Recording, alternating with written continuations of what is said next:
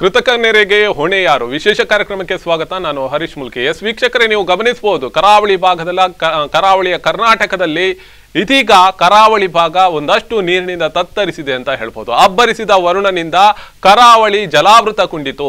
ಯಾಕೆ ಈ ಒಂದು ಇಂಥ ಪರಿಸ್ಥಿತಿ ಬಂತು ಕರಾವಳಿಗೆ ಅನ್ನುವಂಥದ್ದು ಕೂಡ ಗಮನಿಸಬೇಕಾದಂತ ಅಂಶಗಳು. ಎರಡನೇದಾಗಿ ಇಲ್ಲಿ ಗಮನಿಸುವುದಾದ್ರೆ ಪರಶುರಾಮನ ಸೃಷ್ಟಿಯಲ್ಲಿ ಅಥವಾ ಕಾರಣ ಇರಬೇಕು ಅಥವಾ ಕಾರಣ ಯಾಕೆ, ಇದೆಲ್ಲ ಮೂರು ಪ್ರಶ್ನೆಗಳಿಗೆ ಉತ್ತರ ಕೊಡಬೇಕಾದಂತ ಅನಿವಾರ್ಯತೆ ಇದೆ. ಯಾಕಂದ್ರೆ ಹಿಂದಿನ ದಿನಗಳಿಂದಲೂ ಕೂಡ ನಾವು ಅಜ್ಜಂದಿರು ಕೇಳುವಂತ ಪರಿಸ್ಥಿತಿ ಇತ್ತು. ಏನಂದ್ರೆ ಪರಶುರಾಮನ ಸೃಷ್ಟಿಗೆ ಏನೋ ಆಗುದಿಲ್ಲ ಮಗ ಅನ್ನುವಂಥದ್ದು. ಆದ್ರೆ ಅಂತ ಒಂದು ಪರಶುರಾಮನ ಸೃಷ್ಟಿಯಲ್ಲೇ ಇದೀಗ ಮಂಗಳೂರು ಕರಾವಳಿ ಜಲಾವೃತಗೊಂಡಿದೆ ಅಂತ ಹೇಳಿದ್ರೆ ಇದಕ್ಕೆ ಹೊಣೆ ಯಾರು ಇದಕ್ಕೆ ಕಾರಣ? ನಿಜವಾಗಿ ಆ ಒಂದು ಕೃತಕ ನೆರೆ ಆಗ್ಬೇಕಾದ್ರೆ ಇದಕ್ಕೆಲ್ಲ ಯಾರ ಪಾತ್ರಗಳು ಇದೆ ಅನ್ನುವಂಥದ್ದು. ಪ್ರಕೃತಿ ಮುನಿಯುತ್ತೆ, ಸರಿ, ಒಪ್ಕೊಳ್ಳೋಣ. ಆದ್ರೆ ಈ ಹಿಂದಿನ ದಿನಗಳಲ್ಲೂ ಕೂಡ ಬಹಳಷ್ಟು ಬಾರಿ ಒಂದು 4 ದಿವಸ ಇಂಥದ್ದೇ ಮಳೆ, ಜಡಿ ಮಳೆ ಕೂಡ ಸುರಿದಿತ್ತು. ಆದ್ರೆ ಅಂತ ಸನ್ನಿವೇಶಗಳಲ್ಲಿ ಇಂಥ ಒಂದು ಜಲಾವೃತ ಹಾಕಿರುವಂಥದ್ದು ಅಥವಾ ಕಂಡಿಲ್ಲ. ಗ್ರಾಮೀಣ ಪ್ರದೇಶಗಳನ್ನು ನಾವು ಹೋಲಿಸ್ತಾ ಇದ್ರೆ ಮಂಗಳೂರಿನ ಸಿಟಿಯಲ್ಲಿ, ಅಂದ್ರೆ ಗ್ರಾಮಾಂತರಗಳನ್ನು ಹೋಲಿಸಿದ್ರೆ ಮಂಗಳೂರು ಸಿಟಿಯಲ್ಲಿ ಬಹಳಷ್ಟು ಪ್ರದೇಶಗಳು ಜಲಾವೃತಗೊಂಡಿತ್ತು. ಇದಕ್ಕೆ ಕಾರಣಗಳು ಏನು ಅನ್ನುವಂಥದ್ದು ಕಾರಣ ಹುಡುಕಬೇಕಾಗಿದೆ. ಇದರ ಹಿಂದೆ ಬಹಳಷ್ಟು ಹೋರಾಟ ಮಾಡಿದಂತ RTIL ಆಗಿರ್ಬೋದು ಅಥವಾ ಬಹಿರಂಗವಾಗಿ ಕೂಡ ಅವರು ಹೇಳಿಕೆಗಳನ್ನು ಹೇಳ್ತಾ ಇರುವಂತದ್ದು. ಪ್ರತಿ ಬಾರಿ ಡಿಬೇಟ್ಗಳಲ್ಲೂ ಕೂಡ ನಮ್ಮ ಜೊತೆ ಭಾಗವಹಿಸ್ತಾ ಇದ್ರು. ಆ ಸಂದರ್ಭದಲ್ಲೂ ಕೂಡ ಬಹಳಷ್ಟು ವಿಚಾರಗಳನ್ನು ಹೇಳಿದ್ರು. ಮಂಗಳೂರಿಗೆ ಇಂಥ ಒಂದು ಪರಿಸ್ಥಿತಿ ಬರ್ಬೋದು, ಯಾಕಂದ್ರೆ ಅಂತ ದುಸ್ಥಿತಿ ಇದೀಗ ಇದೆ ಅನ್ನುವಂಥ, ಒಳಚರಂಡಿ ಸರಿಯಾಗಿಲ್ಲ, ಮತ್ತೆ ಯಾವುದೇ ಒಂದು ವ್ಯವಸ್ಥೆಗಳು ಆಗ್ತಾ ಇಲ್ಲ, ವೇಸ್ಟೇಜ್ಗಳನ್ನು ಕೊಂಡೋಗುವಂಥದ್ದು, ಹೂಳೆತ್ತುವಂಥದ್ದು ಆಗ್ತಾ ಇಲ್ಲ ಅನ್ನುವಂಥದ್ದು ಕೂಡ ಆರೋಪಗಳನ್ನು ಮಾಡ್ತಾ ಇದ್ರು. ಧರ್ಮೇಂದ್ರ ಅವರು ಹಿಂದೂ ಮಹಾಸಭಾದಿಂದ ಪ್ರತಿ ಬಾರಿ ಕೂಡ ಬಹಳಷ್ಟು ಹೋರಾಟವನ್ನು ಮಾಡಿದವರು. ಇವರು ಇದೀಗಲೂ ಕೂಡ ನಮ್ಮ ಜೊತೆ ಸ್ಟುಡಿಯೋದಲ್ಲಿ ಜಾಯ್ನ್ ಆಗಿದ್ದಾರೆ. ಕಾರ್ಯಕ್ರಮಕ್ಕೆ ವೆಲ್ಕಮ್ ಮಾಡ್ತಾರೆ. ಯಾಕೋಸ್ಕರ ಹೀಗಾಯ್ತು ಅನ್ನುವಂಥದ್ದು, ಯಾಕಂದ್ರೆ ನಾವು ಪರಶುರಾಮನ ಸೃಷ್ಟಿ, ಬಹಳಷ್ಟು ವಿಚಾರಗಳು, ನಂಬಿಕೆ, ಮತ್ತೊಂದು ಧಾರ್ಮಿಕವಾಗಿ ಆಚರಣೆಗಳು. ಆದ್ರೆ ಅದರಲ್ಲಿ ಬರುವಂತದ್ದು ಒಂದನೇದಾಗಿ ನಾವು ಗಮನಿಸಿದ್ರೆ ಪರಶುರಾಮನ ಸೃಷ್ಟಿ ಬಹಳಷ್ಟು ಹಿಂದಿನಿಂದಲೂ ಕೂಡ ಹೇಳ್ತಾರೆ ಏನಾಗುದಿಲ್ಲ ಪರಶುರಾಮನ ಸೃಷ್ಟಿ ಅನ್ನುವಂಥದ್ದು. ಆದ್ರೆ ಕರಾವಳಿಯ ಮಂಗಳೂರು ಹೃದಯ ಭಾಗ ಸಿಟಿ ಮಾತ್ರ ಇಂಥ ಒಂದು ಮುಳುಗಡೆಗೆ ಒಳಗಾಯಿತು. ಇತರ ಪ್ರದೇಶಗಳೆಲ್ಲ ಆಗಿದೆ, ಅಂಥದ್ದು ಏನಿಲ್ಲ. ಕೃತಕ ನೆರೆ ಅಲ್ಲಿ ಹೊಣೆ ಆಗಿರುವಂಥದ್ದು ಈಗಿನ ರಸ್ತೆಗಳ ಕಾಮಗಾರಿ ಆಗಿರ್ಬೋದು ಅಥವಾ ಇನ್ನಿತರ ವಿಚಾರಗಳನ್ನಾಗಿರ್ಬೋದು. ಇದಕ್ಕೆ ಯಾರು ಹೊಣೆ ಅನ್ನುವಂಥದ್ದು? ಇಲ್ಲ, ನಾನು ನಿಮಗೆ ತಿಳಿಸುವಂತೆ ಇದಕ್ಕೆ ಮುಖ್ಯವಾಗಿ ಮೂಲ ಕಾರಣ ನಾನು 2 ಜನರನ್ನು ಮಾಡಲಿಕ್ಕೆ ಇದ್ದಿದ್ದೇನೆ. ಒಂದನೇದಾಗಿ ನಗರಾಭಿವೃದ್ಧಿ, ನಮ್ಮ ಮಂಗಳೂರು ಮಹಾನಗರ ಪಾಲಿಕೆ ಇರುವಂತಹ ಟೌನ್ ಪ್ಲಾನಿಂಗ್ ಸಿಸ್ಟಮ್. ಎರಡನೇದಾಗಿ ನಮ್ಮ ಕುಡ್ಸಂಪ್ ಯೋಜನೆಗಳು. ಈ 2 ಇಲಾಖೆಗಳು ಇದಕ್ಕೆ ಪ್ರಮುಖವಾಗಿ ಕಾರಣಕರ್ತರಾಗ್ತಾರೆ. ಇದೆಲ್ಲ ಹೊಣೆಯನ್ನು ಅವರು ಹೊರಬೇಕು. ಹಾಗಾದ್ರೆ ಯಾಕೆ ಅಂತ ಕೇಳುವಂಥ ಪ್ರಶ್ನೆ ಉದ್ಭವ ಆದಾಗ, ಮೊದಲು ನಾವು ಸಣ್ಣದಿರುವಾಗ ಇಂಥ ಮಳೆಗಳ 10% ಆಗಿ ಇನ್ನೂ ಹೆಚ್ಚುವರಿ ಮಳೆಗಳನ್ನು ನಾವು ನೋಡಿದವರು. ಈ ಮಳೆ ಈ ಒಂದು ಲೆಕ್ಕದಲ್ಲಿ ಏನೇನೂ ಅಲ್ಲ. ಸಮಯದಲ್ಲಿ ಮಳೆಯ ನೀರು ಹರಿದು ಹೋಗ್ಲಿಕ್ಕೆ ತಗ್ಗು ಪ್ರದೇಶಗಳು ಅಥವಾ ನಿಮ್ಮ ಗದ್ದೆಗಳು ಅಥವಾ ಇನ್ನೇನು ಕೆರೆಗಳೆಲ್ಲ ತುಂಬಿಕೊಡ್ತಾ ಇತ್ತು. ಆಮೇಲೆ ಹೆಚ್ಚುವರಿ ನೀರುಗಳು ತಗ್ಗು ಪ್ರದೇಶದ ಮುಖಾಂತರ ನದಿಗೆ ಸೇರಿ ನದಿಯ ಮುಖಾಂತರ ಸಮುದ್ರವನ್ನು ಸೇರ್ತಾ ಇತ್ತು. ಆದ್ರೆ ಆ ಸಮಯದಲ್ಲಿ ಕೂಡ ನೆರೆಗಳು ಬರ್ತಾ ಇತ್ತು. ಅದಕ್ಕೆ ಪ್ರಕೃತಿ ವಿಕೋಪದಿಂದ ನೆರೆಯನ್ನು ಬರ್ತಾ ಇತ್ತೆ ವಿನ ನಮ್ಮ ಬೇರೆ ಯಾವುದೇ ಕಾರಣದಿಂದ ಆಗ್ತಿರ್ಲಿಲ್ಲ ಇದು. ಆದ್ರೆ ಇವತ್ತಿನ ಪರಿಸ್ಥಿತಿ ಯಾವ ಮಟ್ಟಕ್ಕಿದೆ ಅಂತ ಹೇಳಿದ್ರೆ, ಇವತ್ತು ನಾವು ಒಂದು ಮನೆಯನ್ನು ಕಟ್ಟಬೇಕಾದ್ರೆ ನಾವು ಪರವಾನಗಿಯನ್ನು ಪಡ್ಕೊಳ್ಬೇಕು. ಪರವಾನಗಿಯನ್ನು ಪಡ್ಕೊಳ್ಳುವ ಮುಂಚೆ ಸರ್ಕಾರದ ಕೆಲವು ನಿಯಮ ನಿಬಂಧನೆಗಳಿರುತ್ತೆ. ಅದನ್ನು ಯಾವುದನ್ನು ಕೂಡ ಇವತ್ತು ಪಾಲನೆಯನ್ನು ಮಾಡದೆ ಏಕಾಏಕಿ ಒಂದು ಪರವಾನಗಿಯನ್ನು ಕೊಡುವ ಮೂಲಕ ಇವತ್ತು ತಗ್ಗು ಪ್ರದೇಶಗಳಲ್ಲಿ ಮಣ್ಣನ್ನು ತುಂಬಿ ಅಥವಾ ರಾಜೀವ್ ಕಾಲುವೆಗಳನ್ನು ಒತ್ತುವರಿ ಮಾಡಿ ಅಥವಾ ಕೆರೆಗಳನ್ನು ಒತ್ತುವರಿ ಮಾಡಿ ಇವತ್ತು ಅದರೊಳಗೆ ನಮ್ಮ ಈ ಸರ್ಕಾರದ ಕೆಲವೊಂದು ಏನು ಹೇಳ್ತಾರೆ ಇನ್ಫ್ಲುಯೆನ್ಸಿವ್ ಪರ್ಸನ್ ಅಂತ ಹೇಳ್ತೇವೆ, ಅಂಥವರೆಲ್ಲ ಮಾಡಿಕೊಂಡಂತ ಅನಾಚಾರಗಳು ಅಥವಾ ಅನೈತಿಕ ವ್ಯವಸ್ಥೆಗಳು ಇವತ್ತು ಈ ಕಾರಣಕ್ಕೆ. ನಿಮ್ಮ ಮಾತಿನ ಒಂದು ಗಮನಿಸಬಹುದು. ನೀವು ಹೇಳಿದ್ರಿ ಒಂದು ಮಾತು ಮಾತಾಡುವಾಗ ರಾಜ್ಯ ಕಾಲುವೆ ಅಂತ. ರಾಜಕಾಲುವೆ ಅನ್ನುವಂಥದ್ದು ಹೇಳಿದ್ರೆ ಮಂಗಳೂರಿನಲ್ಲಿ ಎಲ್ಲಿದೆ ಅನ್ನುವಂಥದ್ದು ನಾವು ಗಮನಿಸಬೇಕಾಯಿತು ಅನ್ನುವಂಥ. ರಾಜಕಾಲುವೆ ಇದೆಯಾ, ಎಲ್ಲಿದೆ ಸರ್? ಖಂಡಿತವಾಗಿ ಸರ್. ನೋಡಿ, ನಾನು ಸಣ್ಣದಿರುವಾಗ ಇದೇ ಕೊಟ್ಟಾರದಿಂದ ಮಾಲೆಮಾರಿಗೆ ಹೋಗುವಂತ ರಸ್ತೆಗಳು ಇಕ್ಕಲಲ್ಲಿ 2 ಬದಿಯಲ್ಲಿ ಗದ್ದೆಗಳಿತ್ತು. ಮಧ್ಯದಲ್ಲಿ ನನಗೆ ಅನಿಸಿದ ಪ್ರಕಾರ ಅಲ್ಲೊಂದು 15 ರಿಂದ 20 ಫೀಟ್ ಅಗಲದ ಒಂದು ತೋಡು ಅಂದ್ರೆ ರಾಜಕಾಲುವೆ ಅಂತ ಹೇಳ್ತಾ ಇದ್ದೀವಿ, ಅದು ಇತ್ತು. ನನಗೆ ನೆನಪಿದೆ, ನಾನು ಸಣ್ಣದಿರುವಾಗ, ಅಂದ್ರೆ ನಿಯರ್ಲಿ ಒಂದು 35ರಿಂದ 40 ವರ್ಷದ ಹಿಂದಿನ ಮಾತು. ನಾನು ಅವಾಗ 8-10 ವರ್ಷದ ಹುಡುಗನೇ ಆಗಿರುವಾಗ ನಡ್ಕೊಂಡು ಬರುವಂತ ದಾರಿಗಳಲ್ಲಿ ಅದಕ್ಕೆ ನಾವು ಕಾಂಕ್ರೀಟ್ ರಸ್ತೆಗಳಿರಲಿಲ್ಲ, ಅದ್ರ ಮೇಲೆ ಮುಚ್ಚಳ ಇರಲಿಲ್ಲ. ಅಂದ್ರೆ ನಾವು ಇವತ್ತು ಕಾಂಕ್ರೀಟ್ ನ ಇದೆಯಲ್ಲ, ತೆಂಗಿನ ಮತ್ತೆ ಅಡಿಕೆ ಇದನ್ನ ಕಟ್ಟಿಬಿಟ್ಟು ನಾವು ಅದರಿಂದ ದಾಟಿ ಹೋಗುವಂತದ್ದು ನನಗೆ ಸ್ಪಷ್ಟವಾದ ಸೇತುವೆ. ತಾತ್ಕಾಲಿಕ ಅಲ್ಲ, ಅದು ಪರ್ಮನೆಂಟೇ ಇತ್ತು, ಆದ್ರೆ ಅದಕ್ಕೆ ಹಿಡಿತಗಳಿತ್ತು, ಹಾಗೆಲ್ಲ ಅದರಿಂದ ನಾವು ದಾಟಿ ಹೋಗ್ತೇವೆ. ಅದರ ಮೇಲಿಂದ ನೀರು ಹರಿದು ಹೋಗ್ತಾ ಇತ್ತು. ಇದೆಲ್ಲವೂ ನಾವು ನೋಡಿದಂಥದ್ದು, ಯಾಕೆಂದ್ರೆ ನಮ್ಗೆ ಸ್ಪಷ್ಟವಾಗಿ ಗೊತ್ತಿದೆ. ಆದ್ರೆ ಇವತ್ತು ಅದೇ ಇದು ತೋಡು ಒಂದು 10 ಫೀಟಿಗೆ ಬಂದಿದೆ. ಅಷ್ಟು ಆಕ್ರಮಣ ಎರಡೂ ಕಡೆಯಿಂದ. ಅದು ಪಕ್ಕದಲ್ಲಿ ಪ್ರತಿಷ್ಠಿತ ಕಾಲೇಜುಗಳಿದೆ, ಕೆಲವೊಂದು ಮತ್ತೊಂದು ಇದೆ. ಅದು ಯಾರು ಮಾಡಿದ್ದಾರೆ ಎಂಬುದನ್ನ ನಾವು ಇವತ್ತು ಮೊನ್ನೆಯ ಪರಿಸ್ಥಿತಿಯ ನಂತರ ನಾವು DC ಅವರು ಮೊನ್ನೆ ಒಂದು ಸ್ಪಷ್ಟವಾದ ಮಾತನ್ನು ಹೇಳಿದ್ರು. ಯಾರು ರಾಜಕಾಲುವೆಯನ್ನ ಒತ್ತುವರಿ ಮಾಡಿದರೆ ಅದನ್ನ ತೆರವುಗೊಳಿಸುವ ಪ್ರಯತ್ನ ಮಂಗಳೂರು. ಇದು ನಾವು ಇವತ್ತಲ್ಲ ಆವತ್ತಿಂದ ಬೊಬ್ಬೆಡ್ಕೊಂಡು ಬಂದಿದ್ದೇವೆ. ಆದ್ರೆ ಇವತ್ತು DC ಅವರು ಎದ್ದಿದ್ದಾರೆ ಅಂತ ಹೇಳಿದ್ರೆ ಕನಿಷ್ಠ ಅದಾದ್ರೂ ಸಮಾಧಾನ. ಯಾಕೆಂದ್ರೆ ಇವತ್ತು ನಾನು ನೇರವಾಗಿ ಹೇಳ್ತೇನೆ, ಒಪ್ಕೊಳ್ಳೋಣ ನೀವು ಹೇಳಿದ ಮಾತನ್ನು ಒಪ್ಕೊಳ್ಳೋಣ. DC ಅವರು ಇವತ್ತು ಎಚ್ಚೆತ್ಕೊಂಡಿದ್ದಾರೆ. ಎಷ್ಟು ದಿವಸ ಅವರು ಇರುವ ಅಷ್ಟಿಗೆ ಮಾತ್ರ, ಮತ್ತೆ ಮತ್ತೊಬ್ರು DC ಬರ್ತಾರೆ, ಖಂಡಿತ ಅವರು ಮರ್ತು ಹೋಗ್ತಾರೆ. ಇವರು ಮತ್ತೊಂದು ಪ್ರದೇಶದಲ್ಲಿ ಜಿಲ್ಲಾಧಿಕಾರಿಯಾಗಿ ಇರ್ತಾರೆ. ಅಂದ್ರೆ ಇಲ್ಲಿ ಪರಿಸ್ಥಿತಿ ಏನಂದ್ರೆ ಜಿಲ್ಲಾಧಿಕಾರಿಗೆ ಮಾತ್ರ ಇದು ಹೊಣೆ ಬಿದ್ದೋಗಿದೆ, ಬೇರೆ ಯಾರಿಗೂ ಜನನಾಯಕರಿಗೆ ಬೇಕಾಬಿಟ್ಟಿಯಾಗಿದೆ ಅನ್ನುವಂಥದ್ದು. ಅಲ್ಲ ನೋಡಿ, ನಮ್ಮಲ್ಲಿ ಒಂದು ವ್ಯವಸ್ಥೆ ಇದೆ. ಈ ಟೌನ್ ಪ್ಲಾನಿಂಗ್ ನಾನು ಪ್ರಾರಂಭದಲ್ಲಿ ಹೇಳಿದಾಗೇನೆ, ನಮ್ಮ ಮಂಗಳೂರಿನ ಟೌನ್ ಪ್ಲಾನಿಂಗ್ ಏನು ಇಂಜಿನಿಯರ್ಸ್ಗಳಿದ್ದಾರೆ ಅಥವಾ ಯಾರಿದ್ದಾರೆ, ಅದಕ್ಕೆ ಅವರು 3 ಕಾಸಿಗೂ ವ್ಯಾಲ್ಯೂ ಇಲ್ಲದಂತ ವ್ಯಕ್ತಿತ್ವದವರು. ಅವರಿಗೆ ಹಣ ಒಂದು ಬಂದ್ರೆ ಅವರು ಕಣ್ಣು ಮುಚ್ಚಿ ಸಿಗ್ನೇಚರ್ ಆಗ್ತಾರ ಗೊತ್ತಿಲ್ಲ. ಎಲ್ಲವೂ ಇವತ್ತಿನ ನಾವು ಮಂಗಳೂರಿನ 100ರಲ್ಲಿ 90ರಷ್ಟು ಕಟ್ಟಡಗಳನ್ನು ಪರಿಶೀಲನೆ ಮಾಡಿದ್ರೆ ಯಾವುದು ಕೂಡ ಸರ್ಕಾರದ ನಿಯಮಗಳನ್ನ ಉಲ್ಲಂಘನೆ ಮಾಡಿ ಕಟ್ಟಡವನ್ನು ಕಟ್ಟಿರ್ತಾರೆ. ಯಾರಿಗೆ? ಹಾಗಾದ್ರೆ ಅವರ ನಿಯಮಗಳು ಕೆಲಸಕ್ಕೆ ಬರುದಿಲ್ವಾ? ಬರುತ್ತೆ. ಯಾರು ಪಾಪದವನಿದ್ದಾನೆ, ಒಬ್ಬ ಸಾಮಾನ್ಯನಿರ್ತಾನೆ, ಕೇಳುವವನಿದ್ದಾನೆ, ಅವನಿಗೆ ಮಾತ್ರ ಇವರ ದಬ್ಬಾಳಿಕೆ. ಮತ್ತೆ ಎಲ್ಲವೂ ಈಗ ರಸ್ತೆ ಬದಿಯಲ್ಲಿರುವ ಎಲ್ಲಾ ಕಟ್ಟಡಗಳನ್ನ 100ರಲ್ಲಿ 90% ಉಲ್ಲಂಘನೆ ಮಾಡಿದೆ. ಒಂದು ಏನು ಅಂದ್ರೆ, ನೀವು ಮೊದಲಿಗೆ ನಾನು ಹೇಳಿದಂತ ಪ್ರಶ್ನೆಗಳಿಗೆ, ಯಾಕಂದ್ರೆ ರಾಜಕಾಲುವೆ ಎಲ್ಲಿದೆ ಅನ್ನುವಂಥದ್ದನ್ನು ಕೇಳ್ತಾ ಹೋದೆ. ನಾವು ಈಗ ಒಂದು ಗಮನಿಸೋದಾದ್ರೆ, ಈಗಾಗಲೇ ಕೊಟ್ಟಾರ ಪ್ರದೇಶದ ಬದಿಯಲ್ಲಿ, ನಿಮ್ಮ ರಸ್ತೆಯ ಬದಿಯಲ್ಲಿ, ರಾಷ್ಟ್ರೀಯ ಹೆದ್ದಾರಿಯ ಬದಿಯಲ್ಲೇ ಒಂದು ಕಾಲುವೆ ಸೇತುವೆಯಾಗಿ ಇದೆ, ತೆರೆದ ಒಂದು ಚರಂಡಿ ಇದೆ. ಅದೇ ರಾಜಕಾಲುವೆಗೆ ಕಂಟಿನ್ಯೂ ಆಗ್ಬೇಕು ಅನ್ನುವಂಥದ್ದು ಒಂದು. ಈಗಾಗಲೇ ಅದೇ ಕಂಟಿನ್ಯೂ ಆಗ್ಬೇಕು. ಇನ್ನೊಂದು ಅಳಕೆಯಲ್ಲಿ ಒಂದಿದೆ, ಅಲ್ಲಿಗೇನು ಇವತ್ತು ಕಾಮಗಾರಿ ಆಗ್ತಾ ಇದೆ, ಅದು ಕೂಡ ತೀರಾ ಅಗಲವಾಗಿರುವಂತದ್ದಿತ್ತು. ಅಲ್ಲೆಲ್ಲ ಇದು, ಆದ್ರೆ ಆ ಸಮಯದಲ್ಲಿ ಅದು ಒಳ್ಳೆ ನೀರು ಹರಿದು ಹೋಗ್ತಾ ಇತ್ತು. 24 ಗಂಟೆಗಳು ಪ್ಲಸ್ 365 ದಿನ ನೀರು ಹರಿದು ಹೋಗ್ತಾ ಇತ್ತು. ಆದ್ರೆ ಈ ತರದ ಕೊಳಚೆಗಳಾಗಿರ್ಲಿಲ್ಲ ಇತ್ತು. ಇಲ್ಲಿ ಇನ್ನೊಂದು ಅಂಶವನ್ನು ನಾವು ಗಮನಿಸಬೇಕು. ನಾವು ನೆರೆ ಬಂದಾಗ ನಾನು ಸ್ವಂತವಾಗಿ ಕೆಲಸದಲ್ಲಿ ನಾನು ಆ ಫೀಲ್ಡ್ ಅಲ್ಲಿ ಹೇಳ್ದ, ನನಗೆ ಗೊತ್ತಿದೆ ಹೆಚ್ಚಿನ ಕಡೆಯಲ್ಲಿ ಪ್ಲಾಸ್ಟಿಕ್ಗಳು, ಕಸಗಳು ಅದನ್ನು ತೆಗೆದು ರಸ್ತೆಗೆ ಹಾಕುವಂಥದ್ದೇ ನಮ್ಗೆ ಕೆಲಸ ಆಗಿತ್ತು.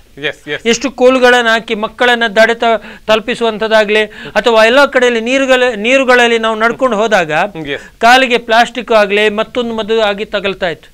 ಇಂಥ ವ್ಯವಸ್ಥೆಯಲ್ಲಿ ನಾನು ಕೇಳುವಂಥದ್ದು, ನಾನು ಆವಾಗ ನಿಮ್ಗೆ ಹೇಳಿದ್ದೇನೆ, ಕುಡ್ಸಂಪು ಆಂಟೋನಿ ವೇಸ್ಟ್ ಮ್ಯಾನೇಜ್ಮೆಂಟ್. ಈಗ ಪ್ರಮುಖವಾಗಿ ನಾವು ಆಂಟೋನಿ ವೇಸ್ಟ್ ಮ್ಯಾನೇಜ್ಮೆಂಟಿನ ಬಗ್ಗೆ ನಾವು ತಿಳ್ಬೇಕು.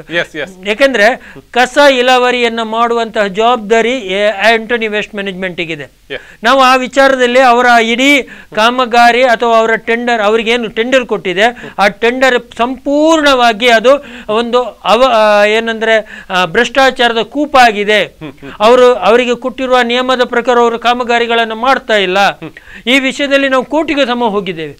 ನಾನು ಮತ್ತೆ ಪದ್ಮನಾಭ ಉಳ್ಳಾಲ್ ಎಂಬ ಇಬ್ರು ಆ ವಿಷಯದಲ್ಲಿ PL ಹಾಕಿದ್ದೇವೆ. ಅಲ್ಲ ಸರ್, ಒಂದು ಮಾತು, ಯಾಕಂದ್ರೆ ನಾನು ಪ್ರತಿ ಬಾರಿಯೂ ನೋಡ್ತಾ ಇದ್ದಾಗೆ, ಯಾಕಂದ್ರೆ ಎಲ್ಲೋ ಒಂದು ಕಡೆಯಲ್ಲಿ ಹಿಂದೂ ಮಹಾಸಭಾದ ಅಥವಾ ಧರ್ಮೇಂದ್ರ ಅವರಿಗೆ ಈ ಲೋಪಗಳನ್ನು ಮಾತ್ರ ಗುತ್ತಿಗೆ ಮಾಡ್ತಾ ಇರಿ, ಅಥವಾ ಮುನೀರ್ ಕಾಟಿಬಾಳ ಇದ್ದಾರೆ, ಅವರು ಕೂಡ ಇದರ ಬಗ್ಗೆ ಹೋರಾಟ ಮಾಡ್ತಾ ಇರಿ, ಸುನೀಲ್ ಬಾಜಾಲ್ ಇದ್ದಾರೆ, ಅವರು ಹೋರಾಟ ಮಾಡ್ತಾ ಇರಿ ಅನ್ನೋದು, ಇಂಥವರಿಗೆಲ್ಲ ಏನೋ ಗುತ್ತಿಗೆ ಕೊಟ್ಟಿದಾರ ಅನ್ನುವಂಥದ್ದು. ಅಂತ ಜನನಾಯಕರು ಏನ್ ಮಾಡ್ತಾ ಇದಾರೆ, ಎಲ್ಲೋ ಒಂದು ಕಡೆಯಲ್ಲಿ ಪ್ರವಾಹ ಅಥವಾ ನೆರೆ ಬಂದಾಗ ಕೊಡೆ ಹಿಡ್ಕೊಂಡು ಇನ್ಯಾವುದೋ ಹಿಡ್ಕೊಂಡು ಒಂದು ಪೋಸ್ ಕೊಡುವಂಥದ್ದು ಮಾತ್ರ ಆಯ್ತಾ ಹಾಗಾದ್ರೆ ಅವರಿಗೆ? ಅಲ್ಲ, ಇಲ್ಲಿ ಅದನ್ನ ಉತ್ತರ ಕೊಡಕ್ಕೆ ನನಗೆ ಸ್ವಲ್ಪ ಕಷ್ಟನೇ ಆಗುತ್ತೆ. ಯಾಕೆಂದ್ರೆ ಮಂಗಳೂರಿನ ಪ್ರಜ್ಞಾವಂತ ನಾಗರಿಕರು ಇವತ್ತು ಅವರನ್ನ ಅವರನ್ನ ಸಮರ್ಥರು ಅಂತ ಆಯ್ಕೆ ಮಾಡಿ ಕೊಟ್ಟಿದ್ದಾರೆ. Yes, ಯಾವ ದೃಷ್ಟಿಕೋನದಲ್ಲಿ ಆಯ್ಕೆ ಮಾಡಿದ್ದಾರೆ ನನಗಂತೂ ಗೊತ್ತಿಲ್ಲ.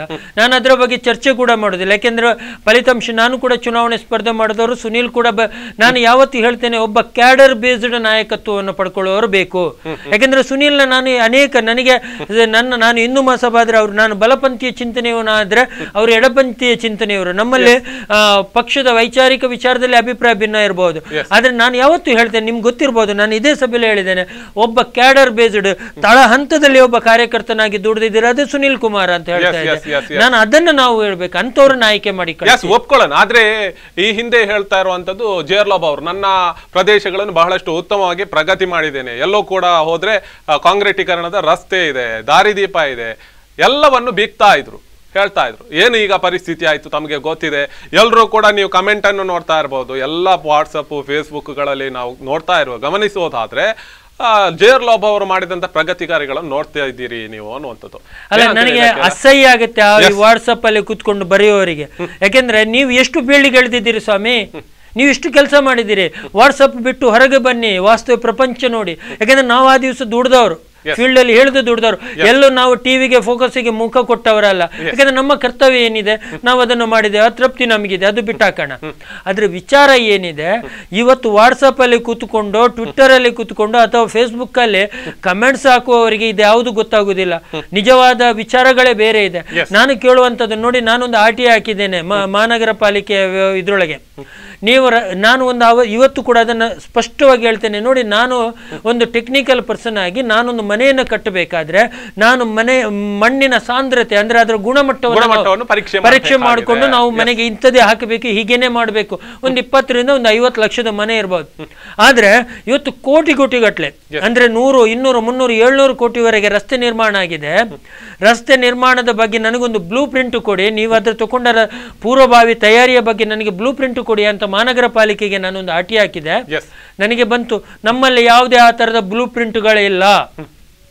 ನಾನು 2 ಪ್ರಶ್ನೆಯನ್ನು ಮಹಾನಗರ ಪಾಲಿಕೆ ಈ ಸಮಯದಲ್ಲಿ ಕೇಳಲಿಕ್ಕೆ ಇಷ್ಟಪಡ್ತೇನೆ. ಹಾಗಾದ್ರೆ ನೀವು ಬ್ಲೂ ಪ್ರಿಂಟ್ ಇಲ್ಲದೆ ಕಾಮಗಾರಿಯನ್ನು ಎಷ್ಟು ಕೋಟಿ ರೂಪಾಯಿಯನ್ನ ಯಾವ ಆಧಾರದ ಮೇಲೆ ಹಾಕಿದ್ದೀರಿ? ಅಥವಾ ನನಗೆ ನೀವು ಕೊಡ್ಲಿಕ್ಕೆ ತಯಾರಿಲ್ಲ, ಯಾಕೆಂದ್ರೆ ನಾವು ನಿಮ್ಮ ತಪ್ಪುಗಳನ್ನು ಸಮಾಜದ ಎದುರು ಇಡ್ತೇವೆ, ನೀವು ತಪ್ಪುಗಳನ್ನು ಮಾಡಿದ್ದೀರಿ, ಆ ತಪ್ಪುಗಳನ್ನು ತಿದ್ದುಕೊಳ್ಳಕ್ಕೆ ಅವಕಾಶಗಳು ಇಲ್ಲ.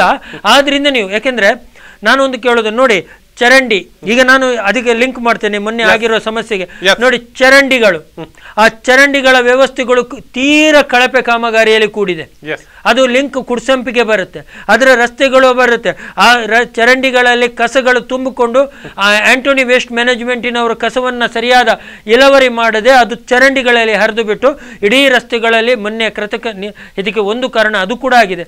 ಆಗಿರುವಾಗ ಏನು ಇವತ್ತು ಚರಂಡಿ ಇರ್ಬೋದು, ಒಳಚರಂಡಿ ಇರ್ಬೋದು, ಅಥವಾ ನೀರು ಸರಬರಾಜು ಇರ್ಬೋದು, ಪವರ್ ಕಾರ್ಪೊರೇಷನ್ ಅವರದು ಇದು ಎಲೆಕ್ಟ್ರಿಕಲ್ ಅವ್ರದ್ದು ಇರ್ಬೋದು, ಟೆಲಿಫೋನ್ ಇರ್ಬೋದು, ಇದು ಎಲ್ಲವೂ ನನಗೆ ತಿಳಿಪಟ್ಟದಲ್ಲಿ ಅದಕ್ಕೆ ಪರ್ಯಾಯ ವ್ಯವಸ್ಥೆಯನ್ನು ಮಾಡಿ ಅಥವಾ ಸೂಕ್ತ ವ್ಯವಸ್ಥೆಯನ್ನು ಮಾಡಿ ನೀವು ರಸ್ತೆ ನಿರ್ಮಾಣವನ್ನು ಮಾಡಬೇಕಿತ್ತು. ಆದ್ರೆ ನೀವು ಯಾವುದನ್ನು ಮಾಡಿದ್ದೀರಿ? ಇಲ್ಲಿ ಏನಾದ್ರೂ ಘನತ್ಯ ವಾಹನಗಳು ಹೋದಾಗ ಆ ಏನು ನೀರಿನ ಪೈಪ್ ಮುರಿದೋಗಿ ಅಲ್ಲಿ ತಿರುಗಿ ಅಷ್ಟು ಕಟಿಂಗ್ ಮಾಡಿ ಅದಕ್ಕೆ ಇನ್ನೂ ಒಂದು ಕಪ್ಲಿಂಗ್ ಹಾಕಿಬಿಟ್ಟು ಅದನ್ನು ತಿರುಗಿ ಮುಚ್ಚುತ್ತೀರಿ ಸ್ವಾಮಿ, ಅಲ್ಲಿಗೆ ಮುಗೀತು. ಒಂದು ನೀರಿನ ಪ್ರೆಷರ್ ನೋಡಿ. ನಾನೊಂದು BSNL ನಾನು ಕಾಮಗಾರಿಯನ್ನು ಮಾಡಿದಾಗ ನಾನು ನಂತೂರಲ್ಲಿ ನನಗೆ ಕಾರ್ಪೊರೇಷನ್ ಅವ್ರದ್ದು ಪೈಪಿನ ಕನೆಕ್ಷನ್ ಸಿಕ್ತು. ನೀರಿನ ಇದನ್ನ ಪ್ರೆಷರಿಗೆ ಅದು ಇಷ್ಟು kg ಪ್ರೆಷರ್ ಪೈಪ್ ಅಂತ ಇರುತ್ತೆ. 2.5 kg pressures, 2.5 kg pressures, 4 kg pressures, 6 kg pressures ಅಂತ ಇರುತ್ತೆ. ಆ ನೀರಿನ ಒತ್ತಡಕ್ಕೆ ಆ ಪ್ರೆಷರ್ನ ಪೈಪ್ಗಳನ್ನು ಏಕ್ದಮ್ ನೀರುಳಿ ಸಿಪ್ಪೆ ಆಗಿತ್ತು ಇದು ಪೈಪು. ನಾನು ಕೇಳ್ತೇನೆ, ಇದೆಲ್ಲ ಏನು? ಹಾಗಾದ್ರೆ ನಾನು ಕೇಳೋದು, ಇವತ್ತು ನರೇಂದ್ರ ಮೋದಿ ಅವರು ಘಂಟಾಘೋಷವಾಗಿ ಹೇಳ್ತಾ ಇದ್ದಾರೆ, ಅವರಿಗೆ ಸಂಬಂಧಪಟ್ಟಾಗಿ ನಳಿನ್ ಕುಮಾರ್ ಕಟೀಲ್ ಕೂಡ ಹೇಳ್ತಾ ಇದ್ದಾರೆ, ನಾವು ಮಂಗಳೂರನ್ನ ಸ್ಮಾರ್ಟ್ ಸಿಟಿ ಮಾಡ್ತಾ ಇದ್ದೇವೆ ಅಂತ. ಯಾವ ಪುರುಷಾರ್ಥಕ್ಕೆ? ನೀವು ಹೇಳಿದ ವಿಚಾರಕ್ಕೆ ಬರೋಣ. ಅದಕ್ಕಿಂತ ಮೊದಲು ಒಂದು ಪುಟ್ಟ ವಿರಾಮದ ಬಳಿಕ ಮತ್ತೆ ಕಾರ್ಯಕ್ರಮ ಮುಂದುವರೆ.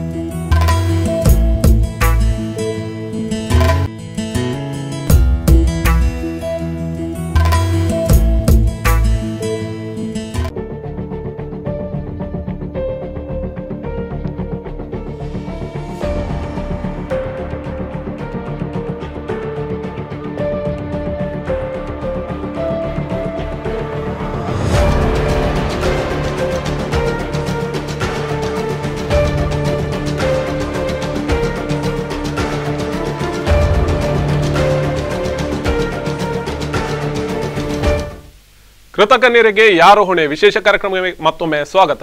ವೀಕ್ಷಕರೇ, ಈಗಾಗಲೇ ನಾನು ಹೇಳ್ತಾ ಇದ್ದೆ, ಬಹಳಷ್ಟು ವಿಚಾರಗಳನ್ನು ಸಿಟಿಯಲ್ಲಿ ಸ್ಮಾರ್ಟ್ ಸಿಟಿಯ ಒಂದು ಏನು ಕನಸಿದೆ, ಆ ಕನಸುಗಳು ಯಾವಾಗ ನೆರವೇರುತ್ತೆ ಅನ್ನುವಂಥದ್ದು ಕೂಡ ಕಾದ್ ನೋಡ್ಬೇಕಾಗಿದೆ. ಯಾಕಂದ್ರೆ ಈಗಾಗಲೇ ಗಮನಿಸಬಹುದು ಸ್ಮಾರ್ಟ್ ಸಿಟಿಯ ಒಂದು ವ್ಯವಸ್ಥೆಗಳು ಹೇಗಿದೆ, ಸ್ಮಾರ್ಟ್ ಸಿಟಿ ಎಷ್ಟು ದಿವಸ ಉಳಿಬಹುದು, ಮಳೆಗಾಲಕ್ಕೆ ಯಾವ ರೀತಿಯ ಅಬ್ಬರ ಇರುತ್ತೆ ಮಳೆರಾಯನದು, ಯಾವ ರೀತಿಯಲ್ಲಿ ಮಂಗಳೂರು ತತ್ತರಿಸಿತು ಅನ್ನುವಂಥದ್ದು ಕೂಡ ನಿಮ್ಮ ಕಣ್ಮುಂದೆ ಇದೆ. ಒಟ್ಟಾರೆ ಸ್ಮಾರ್ಟ್ ಸಿಟಿಯ ಕನಸುಗಳು ಎಷ್ಟು ನೆರವೇರಿದೆ, ಇಲ್ಲಿಯ ಒಂದು ಸಂಸದರು ಹೇಳ್ತಾರೆ ಬಹಳಷ್ಟು ವಿಚಾರಗಳಲ್ಲಿ ಮಂಗಳೂರು ಮುಂದುವರಿದಿದೆ, ಪ್ರಗತಿಯಾಗಿದೆ ಅನ್ನುವಂಥದ್ದು. ಪ್ರಗತಿಯಾಗಿರುವಂತಹ ಈ ಒಂದು ಮಂಗಳೂರಿನಲ್ಲಿ ಇಂಥ ಪರಿಸ್ಥಿತಿ ಯಾಕೆ ಬಂತು? ಹಾಗಾದ್ರೆ ಈಗಾಗಲೇ ಗಮನಿಸಬಹುದು ಬಹಳಷ್ಟು ವಿಚಾರಗಳನ್ನು ಕೂಡ ಜೆ.ಆರ್. ಲೋಬ ಅವರು ಹೇಳಿದ್ದಾರೆ. ನನ್ನ ಕ್ಷೇತ್ರದಲ್ಲಿ ಬಹಳಷ್ಟು ಉತ್ತಮವಾದ ಕೆಲಸಗಳು ಆಗಿದೆ, ರಸ್ತೆಗಳು ಕೂಡ ಕಾಂಕ್ರೀಟೀಕರಣ ಆಗಿದೆ ಅನ್ನುವಂಥದ್ದು. ಎಸ್, ಒಳಚರಂಡಿಯ ವ್ಯವಸ್ಥೆ ಎಲ್ಲಿದೆ ಸರ್ ತಮ್ಮದು? ಇಲ್ಲಿ ಎಲ್ಲಾ ವಿಚಾರಗಳಿಗೆ ಪ್ರಶ್ನೆಗಳಿಗೆ ಉತ್ತರ ಕೊಡುವಂತ ಅನಿವಾರ್ಯತೆ ಇದೀಗ ಬಂದಿದೆ. 4 ದಿವಸದ ಹಿಂದಿನ ಎಲ್ಲಾ ಸನ್ನಿವೇಶಗಳನ್ನು ನಾವು ಗಮನಿಸೋದಾದ್ರೆ ಮಂಗಳೂರು ಎತ್ತ ಕಡೆ ಸಾಗ್ತಾ ಇದೆ ಅನ್ನುವಂಥದ್ದು ತಾವು ನೋಡ್ತಾ ಇದ್ದೀರಿ. ಬೆಂಗಳೂರಿನಂತ ಒಂದು ಪರಿಸ್ಥಿತಿ ನಮ್ಮ ಮಂಗಳೂರಿಗೆ ಬರ್ತಾ ಇದೆ. ಇದಕ್ಕೆ ಕಾರಣರು ಯಾರು ಅನ್ನುವಂಥದ್ದು ಕೂಡ ಕಂಡು ಹುಡುಕುವಂತ ಪ್ರಯತ್ನವನ್ನು ನಾವು ಇದೀಗ ಮಾಡ್ತಾ ಇದ್ವಿ. ಎಸ್, ಗಮನಿಸುವನ ಈಗ ಎಲ್ಲಾ ವಿಚಾರಗಳನ್ನು ನಾವು ಮಾತಾಡ್ತಾ ಇದ್ವಿ. ಸಂಸದರು ಹೇಳ್ತಾ ಇದ್ರು, ತಾವು ಹೇಳಿದ್ರಿ ಸ್ಮಾರ್ಟ್ ಸಿಟಿಯ ಕನಸು ಅನ್ನುವಂಥದ್ದು. ಒಟ್ಟಾರೆ ಸ್ಮಾರ್ಟ್ ಸಿಟಿ ಅನ್ನುವಂಥದ್ದು ಹೆಸರು ಮಾತ್ರನಾ ಅಥವಾ ಸ್ಮಾರ್ಟ್ ಆಗಿರತ್ತ ಸಿಟಿ ಅನ್ನುವಂಥದ್ದು? ಸ್ಮಾರ್ಟ್ ಸಿಟಿ ಅಂದ್ರೆ ಏನು? ಒಬ್ಬ ಜನಸಾಮಾನ್ಯನ ಬದುಕು ಅವನ ಮಟ್ಟಕ್ಕಿಂತ ಉತ್ತಮವಾಗಿರಬೇಕು. ಸರಿಯಾದ ನೀರು ಸರಬರಾಜು, ಸರಿಯಾದ ಒಳಚರಂಡಿ, ಸರಿಯಾದ ರಸ್ತೆಗಳು, ಸರಿಯಾದ ದೀಪಗಳು, ಅಂದ್ರೆ 24 ಗಂಟೆಗಳು ಸುಸಜ್ಜಿತವಾದ ವ್ಯವಸ್ಥಿತವಾದ ಒಂದು ಕಾರ್ಯರೂಪಕ್ಕಿರುವಂತಹ ವ್ಯವಸ್ಥೆಯನ್ನು ಕೊಡುವಂಥದ್ದು. ಆದರೆ ನಾನು ಕೇಳ್ತೇನೆ, ಇದೇ ಸಂಸದರ ಹತ್ರ, ಇದೇ ಶಾಸಕರ ಹತ್ರ, ಮಾಜಿ ಶಾಸಕರು ಇರ್ಬೋದು, ಈಗಿನ ಶಾಸಕರು ಇರ್ಬೋದು, ಯಾಕೆಂದ್ರೆ ಸಂಸದರು ಮತ್ತು ಶಾಸಕರು ಒಂದೇ ಪಕ್ಷಕ್ಕೆ ಸಂಬಂಧಪಟ್ಟವರು. ನೀವು ಯಾವ ಆಧಾರದ ಮೇಲೆ ಮಂಗಳೂರನ್ನ ಸ್ಮಾರ್ಟ್ ಸಿಟಿಯಾಗಿ ಮಾಡಲಿಕ್ಕೆ ನೋಡಿ. ನಾನೊಂದು ಉದಾಹರಣೆ ನಿಮ್ಗೆ ಕೊಡ್ತೇನೆ. ಹೆಚ್ಚು ದೂರ ಇಲ್ಲ, ನನ್ನ ಮಂಗಳೂರು ಕ್ಷೇತ್ರ, ನನ್ನದೇ ಮನೆ ಹತ್ತಿರದೇ ಒಂದು ಏರಿಯಾ, ಇದು ಯಾವುದು, ನಮ್ಮ ಉರುವ ಮಾರ್ಕೆಟಿನಿಂದ ಸುಲ್ತಾನ್ ಬತ್ತೇರಿಗೆ ಹೋಗುವ ರಸ್ತೆ. ಆ ರಸ್ತೆಯಲ್ಲಿ ಮೊನ್ನೆಗೆ ನಾನು ನಿಮಗೆ ಕರೆಸಿದ್ದೆ, ನಾನು ಆ ವಿಚಾರದಲ್ಲಿ ನೀವು ಕೂಡ ತೆಗೆದಿದ್ದೀರ ಅಂತ ಕಾಣುತ್ತೆ. ಅಲ್ಲಿ ಒಳಚರಂಡಿಯ ಕೆಲಸಗಳಾಗ್ತಾ ಇತ್ತು. ಇಡೀ ಕಾಮಗಾರಿ ಕಳಪೆಯಿಂದ ತೀರಾ ಕಳಪೆ ಕಾಮಗಾರಿ ನಡೆದಿತ್ತು. ಅಲ್ಲಿ ನಾನು ಕಮಿಷನರಿಗೆ ಫೋನ್ ಮಾಡಿದ್ದೇನೆ, ನಾನು ಎಕ್ಸಿಕ್ಯೂಟಿವ್ ಇಂಜಿನಿಯರ್ಗೆ ಫೋನ್ ಮಾಡಿದ್ದೇನೆ, ನಾನು ಸ್ಥಳೀಯ ಕಾರ್ಪೊರೇಟರ್ಗೆ ಫೋನ್ ಮಾಡಿದ್ದೇನೆ. ಚುನಾವಣೆಯಲ್ಲಿ ನಾನೊಬ್ಬ ಉಮೇದುವಾರನಾಗಿ ನನಗೆ ಅಲ್ಲಿ ಹೆಚ್ಚು ವಿಶೇಷವಾಗಿ ಆ ಸಮಯದಲ್ಲಿ ಗಮನವನ್ನು ಕೊಡೋಕ್ಕೆ ಆಗದೇ ಇರೋದ್ರಿಂದ ನಾನು ಅವರನ್ನು ಕರೆದಾಗ ಅಲ್ಲಿ ಯಾರೂ ಬರಲಿಲ್ಲ. ಒಂದು ಪೈಪ್ಗಳನ್ನು ಇನ್ನೊಂದು ಪೈಪಿಗೆ ಜೋಡಿಸುವಾಗ ಮಧ್ಯೆ ಆ ಪೈಪುಗಳ ಜೋಡಣೆ, ಅದಕ್ಕೆ ಕಪ್ಲಿಂಗ್ ಅಂತ ಹೇಳ್ತಾರೆ, ಆ ಜೋಡಣೆ ಆಗುತ್ತೆ. ಅದಕ್ಕೆ ಕಾಂಕ್ರೀಟೀಕರಣ ಆಗಬೇಕು ಅಥವಾ ಸಿಮೆಂಟಿನ ಕನಿಷ್ಠ ಪಕ್ಷ ಅದು ಕೂಡ ಇಲ್ಲ. ಲೆವೆಲ್ ಚೆಕ್ಕಿಂಗ್ ಇಲ್ಲ, ಎಂಥದೂ ಇಲ್ಲ. ಮೊನ್ನೆ ಆ ಡ್ರೈನೇಜ್ ನೀರು ತೋಡಿಗೆ ಹರಿದು ಬಿಟ್ಟು ತೋಡಿನಿಂದ ನದಿಗೆ ಹೋಗುತ್ತೆ. ಅದು ಅವೈಜ್ಞಾನಿಕವಾದ ಸಿಸ್ಟಮನ್ನು ಅಡಾಪ್ಟ್ ಮಾಡಿದ್ದಾರೆ. ಆ ಇಡೀ ತೋಡನ್ನು ಮುರಿದಾಕಿದ್ದಾರೆ.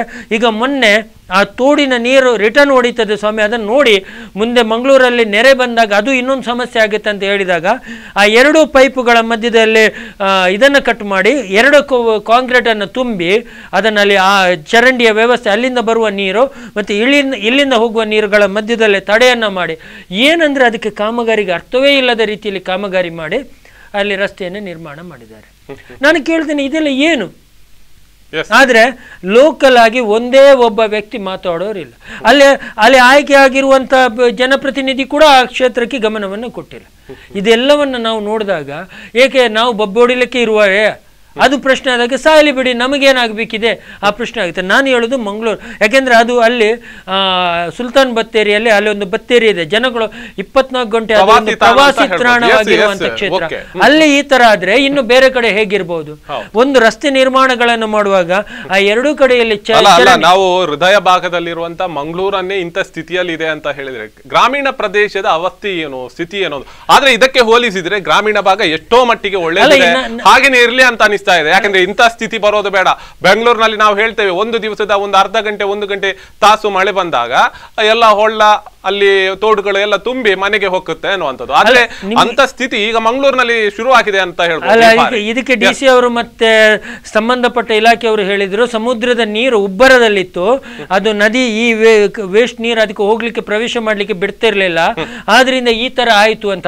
ಓಕೆ, ಒಪ್ಕೊಳ್ಳೋಣ ಒಂದು ಕ್ಷಣ ಅವರ ಮಾತನ್ನ. ಅದು ಎಷ್ಟು ಸತ್ಯ ಅಂತ ನಮಗೂ ಗೊತ್ತಿದೆ, ನಾನು ಅದರ ಬಗ್ಗೆ ಮಾತಾಡೋದಕ್ಕೆ. ಯಾಕೆಂದ್ರೆ ಪ್ರತಿ ಸಲವೂ ತಪ್ಪುಗಳನ್ನ ಹೇಳಿಕೊಳ್ಳೋದಕ್ಕಿಂತ ಅದಕ್ಕೆ ಪರ್ಯಾಯ ವ್ಯವಸ್ಥೆಗಳೇನು ನೀವು ಹೌದು ಒಪ್ಕೊಳ್ಳೋಣ. ಸಮುದ್ರದ ನೀರು ಉಬ್ಬರದಲ್ಲಿತ್ತು, ನೀರು ಇದು ಮಳೆ ನೀರನ್ನ ಸಮುದ್ರ ತಗೊಳ್ಳೋದಿಲ್ಲ ಅಂತ ಹೇಳಿದ್ರೆ ನೀವು ಪರ್ಯಾಯ ವ್ಯವಸ್ಥೆ ಒಂದು ಮಾತು ಅವ್ರಿಗೆ ಮಂಗಳೂರಿನ ಭಾಗದಲ್ಲಿ ಮಾತ್ರ ಉಬ್ಬರ ಕಾಣ್ತಾ ಆಯ್ತಾ ಅಂತ ಸಮುದ್ರ? ಯಾಕಂದ್ರೆ ಮಂಗಳೂರು ಮಾತ್ರ ಉಬ್ಬರವಾಗಿ ಇರೋದ್ರ ಮಂಗಳೂರಲ್ಲಿ ನೆರೆ ಸಂಭವಿಸಿದೆ. ಅಂದ್ರೆ ಇತರ ಪ್ರದೇಶಗಳಲ್ಲಿ ನಾವು ಗಮನಿಸುವುದಾದ್ರೆ ಕರಾವಳಿ ಉದ್ದಕ್ಕೆ ಗೋವಾದ ವರೆಗಿನ ಕರಾವಳಿಯ ಭಾಗವನ್ನು ನಾವು ಗಮನಿಸುವುದಾದ್ರೆ ಯಾಕೆ ಬಾಕಿ ಪ್ರದೇಶಗಳಲ್ಲಿಲ್ಲ? ಉಡುಪಿಯಲ್ಲಿ ಯಾಕೆ ಇಲ್ಲ, ಕಾಪುವಿನಲ್ಲಿ ಯಾಕೆ ಇಲ್ಲ? ಈ ಬದಿಯಲ್ಲಿ ಅಂತ ಒಂದು ಗ್ರಾಮೀಣ ಪ್ರದೇಶಗಳಲ್ಲಿ ಮಾತ್ರ ಅಂತ ಸನ್ನಿವೇಶಗಳು ಆಗಿದೆ, ಹೊರತು ಬಿಟ್ರೆ ಬೇರೆ ಎಲ್ಲೂ ಆಗಿಲ್ಲಲ್ಲ. ಅಲ್ಲ, ನಾನು ಕೇಳುವಂತದ್ದು ಅಲ್ಲಿ ಉಬ್ಬರ ಇಲ್ವಾ ಸಮುದ್ರ? ಅಲ್ಲಿ ಬೇರೆ ಸಮುದ್ರ ಇದೆ, ಇಲ್ಲಿ ಬೇರೆ ಸಮುದ್ರ ಇದೆಯಾ? ನಾನು ಇದಕ್ಕೆ ಉಬ್ಬರ ಮತ್ತೆ ಇಳಿತಕ್ಕೆ ನಾನು ಪ್ರಶ್ನೆಯನ್ನು ಮಾಡುದಿಲ್ಲ. ಯಾಕೆಂದ್ರೆ ಅವ್ರು ಯಾವ ಅದು ಉತ್ತರನೇ ಅಲ್ಲ ಸರ್. ಅಲ್ಲ, ಉತ್ತರ ಹೌದಾ ಅಲ್ವಾ ಪ್ರಶ್ನೆಗಿಂತ ಸಹ ಅವ್ರು ಯಾವ ದೃಷ್ಟಿಕೋನದಲ್ಲಿ ಅದಕ್ಕೆ ಆ ಮಾತನ್ನು ಹೇಳಿದ್ರು ನನ್ಗೆ ಗೊತ್ತಿಲ್ಲ. ಆದ್ರೆ ಅವರ ಮಾತನ್ನೇ ನಾನು ತಕೊಂಡು ಮಾತಾಡೋದಿದ್ರೆ ಆಯ್ತಪ್ಪ, ಸಮುದ್ರ ಉಬ್ಬರದಲ್ಲಿತ್ತು, ಮಳೆ ನೀರನ್ನ ಅದು ತಗೊಳ್ತಾ ಇರ್ಲಿಲ್ಲ, ಹಾಗಾದ್ರೆ ನೀವು ಒಂದು ವೇಳೆ ತಗೊಳ್ಳೋದಾದ್ರೆ ಪರ್ಯಾಯ ವ್ಯವಸ್ಥೆಯನ್ನು ಮಾಡಿದಿರಿ ನೀವು, ಅದಕ್ಕೆ ಸಹ ಒಂದು ವ್ಯವಸ್ಥೆ ಬೇಕಲ್ವಾ? ಈಗ ತಗೊಳ್ಳೋದಿಲ್ಲ ಅಂತ ಹೇಳಿದ್ರೆ ಈ ನಾಳೆ ಇನ್ನೊಂದು ಮಳೆ ಬರುತ್ತೆ, ಇನ್ನು ಮಳೆಗಾಲವೇ ಸ್ಟಾರ್ಟ್ ಆಗಿಲ್ಲ, ಇನ್ನು ಇದಕ್ಕಿಂತ ಕಠಿಣವಾದ ಮಳೆ ಬಂದಾಗ ಸಮುದ್ರ ಉಬ್ಬರದಲ್ಲಿದ್ರೆ ಮತ್ತೊಮ್ಮೆ ಮಂಗಳೂರನ್ನು ಈ ದಾರಿಗೆ ತೋರಿಸ್ತೀರಾ? ನೀವು ಏನು ಪರ್ಯಾಯ ವ್ಯವಸ್ಥೆಯನ್ನು ಮಾಡಿದ್ದೀರಿ? ಇದಕ್ಕೆ ಇನ್ನೊಂದು ಮಾತು ಒಬ್ರು ಹೇಳ್ತಾ ಇದ್ರು, ಸ್ವಚ್ಛ ಭಾರತ್ ಅಂತ ಹೇಳಿದ್ದು ರಸ್ತೆ ಎಲ್ಲ ಇರುವಂತಹ ಕಸಗಳನ್ನು ತೋಡುಗಳಿಗೆ ಹಾಕಿದ್ದು ಅಷ್ಟೇ. ಇದು ಈ ಬಾರಿ ಸ್ವಚ್ಛ ಭಾರತದಲ್ಲೇ ಒಂದು ಅಷ್ಟು ನೋವುಗಳಾಯ್ತು ಅನ್ನುವಂಥದ್ದು ಒಂದು ಮಾತು ಕೇಳ್ಬರ್ತಾ ಇತ್ತು, ಸಾರ್ವಜನಿಕರ ಆರೋಪವಾಗಿ. ಅಲ್ಲ, ನಾನು ಕಳೆದ ಸರ್ತಿ ನಿಮ್ಮಂತ ಮಾತಾಡೋ ಕೂತ್ಕೊಂಡಾಗ ಸರ್ ಇದನ್ನೇ ನಾನು ಹೇಳಿದ್ದೇನೆ ನೋಡಿ, ರಾಮಕಿಶನ್ ಮಿಷನ್ ಅವರು ಮತ್ತು ಕೆಲವೊಂದು ಸಮಾಜ ಸೇವಾ ಸಂಸ್ಥೆಗಳು ರಸ್ತೆಯನ್ನು ಗುಡಿಸ್ತಾ ಇತ್ತು, ಕ್ಲೀನ್ ಮಾಡ್ತಾ ಇದ್ರು, ಫೋಟೋಗಳಿಗೆ ಫೋಸ್ ಕೊಡ್ತಾ ಇದ್ರು, ತಪ್ಪಂತ ನಾನು ಹೇಳ್ತಾ ಇಲ್ಲ ಸ್ವಾಮಿ. ಆದ್ರೆ ಒಂದು ನೀವು ಮಾಡ್ತಿರುವ ಕೆಲಸಗಳು ತಪ್ಪು. ಯಾಕೆಂದ್ರೆ ಜನರು ತೆರಿಗೆ ಕಟ್ಟಿ, ಜನರ ತೆರಿಗೆಯಿಂದ ಆಂಟೋನಿ ವೇಸ್ಟ್ ಮ್ಯಾನೇಜ್ಮೆಂಟಿನವರನ್ನ ಗುತ್ತಿಗೆ ತಗೊಂಡಿದ್ದೀರಿ ನೀವು. ಮಂಗಳೂರು ಮಹಾನಗರ ಪಾಲಿಕೆ ಅವರಿಗೆ ತಿಂಗಳಿಗೆ ಇಷ್ಟು ಕೋಟಿ ರೂಪಾಯಿ ಪಾವತಿ ಮಾಡ್ತಾ ಇದೆ. ನೀವು ಅವರ ಕೆಲಸವನ್ನು ಮಾಡಿ ಅವರಿಗೆ ನೀವು ಧರ್ಮಾರ್ಥಕ್ಕೆ ಭ್ರಷ್ಟಾಚಾರದ ಮೂಲಕ ಹಣ ಸಂಪಾದನೆಗೆ ದಾರಿ ಮಾಡಿಕೊಡ್ತಾ ಇದ್ದೀರಿ. ನೀವು ಬನ್ನಿ ಮುಂದಕ್ಕೆ ಬನ್ನಿ, ಗುಡಿಸಬೇಡಿ, ಅವ್ರನ್ನ ಗುಡಿಸಿ ಕ್ಲೀನ್ ಮಾಡಿಸಿ, ಆ ಉಸ್ತುವಾರಿಯನ್ನು ತಗೊಳ್ಳಿ. ಇದು ಬಿಟ್ಟು ನೀವು ಗುಡಿಸಿಬಿಟ್ಟು ನೀವು ಆ ಕಸವನ್ನು ತಗೊಂಡೋಗಿ ಎಲ್ಲಿಗ ಸುರಿಯುವುದು, ಅದರಿಂದ ಇನ್ನೇನೋ ಆಗುವಂಥದ್ದು. ಮೊನ್ನೆಯ ಪರಿಸ್ಥಿತಿಗೆ ಅದು ಒಂದು ಕಾರಣ ಆಗಿರುವಾಗ ನೀವು ಮಾಡಿದ ಸಮಾಜ ಸೇವೆ ಇನ್ನೊಬ್ಬರಿಗೆ ತೊಂದರೆ ಆಗುತ್ತೆ, ಇದನ್ನು ಕೂಡ ನಾವು ಗಮನಿಸ್ಕೋಬೇಕು. ಅಲ್ಲ ನೋಡಿ, ಅದು ಮೊನ್ನೆ ನಾನು ಹೇಳಿದೆ ನೋಡಿ, ನಾವು ಕಸವನ್ನು ತೆಗೆದಾಗೆ ಕಸಗಳು ಬರ್ತಾ ಇತ್ತು, ಪ್ಲಾಸ್ಟಿಕ್ಗಳು. ನಾನಿಗಳದು ಮಂಗಳೂರು ಸ್ಮಾರ್ಟ್ ಸಿಟಿ ಆಗ್ಲಿಕ್ಕೆ ನನ್ನ ಲೆಕ್ಕದಲ್ಲಿ ನಾಲಾಯಕ ಅಂತ ಹೇಳ್ತೇನೆ. ಮೊದಲು ಜನರು ಸ್ಮಾರ್ಟ್ ಆಗುದನ್ನ ಕಲ್ತುಕೊಳ್ಳೋಣ. ಇದಕ್ಕೆ ಸಂಬಂಧಿಸಿದಂತ ವಿಜುವಲ್ ಇದೆ, ನಾವು ಗಮನಿಸೋಣ. ಮೊನ್ನೆಯ ಪರಿಸ್ಥಿತಿ ಹೇಗಿತ್ತು, ಮಂಗಳೂರಿನ ಪರಿಸ್ಥಿತಿ ಹೇಗಿತ್ತು, ಎಲ್ಲಿ ಯಾವ ರೀತಿಯ ಪರಿಸ್ಥಿತಿಗಳೆಲ್ಲ ಇತ್ತು ಅನ್ನುವಂಥದ್ದನ್ನು ಒಮ್ಮೆ ಗಮನಿಸೋಣ. ಈಗ ನಾವು ನೋಡ್ತಾ ಇರುವಂತ ಪರಿಸ್ಥಿತಿ, ನೀವು ಹೇಳ್ತಾ ಇದ್ರಿ ಸರ್, ನಾವು ನೋಡ್ತಾ ಇದ್ದೀವಿ ಇದೀಗ ಮೊನ್ನೆಯದ್ದನ್ನು ಮತ್ತೊಮ್ಮೆ ನೋಡುವಂತ ಭಾಗ್ಯ. ಯಾಕಂದ್ರೆ ಎಂತ ಸ್ಥಿತಿ, ಎಷ್ಟರ ಮಟ್ಟಿಗೆ ಒಂದು ಮುಳುಗಡೆ ಆಗಿದೆ. ಇದು ಕೊಟ್ಟಾರ ಪ್ರದೇಶದಲ್ಲಿರುವಂತಹ ಭಾಗ, ಕೊಟ್ಟಾರದಲ್ಲಿ ನಾವು ಗಮನಿಸ್ತಾ ಇರುವಂತದ್ದು.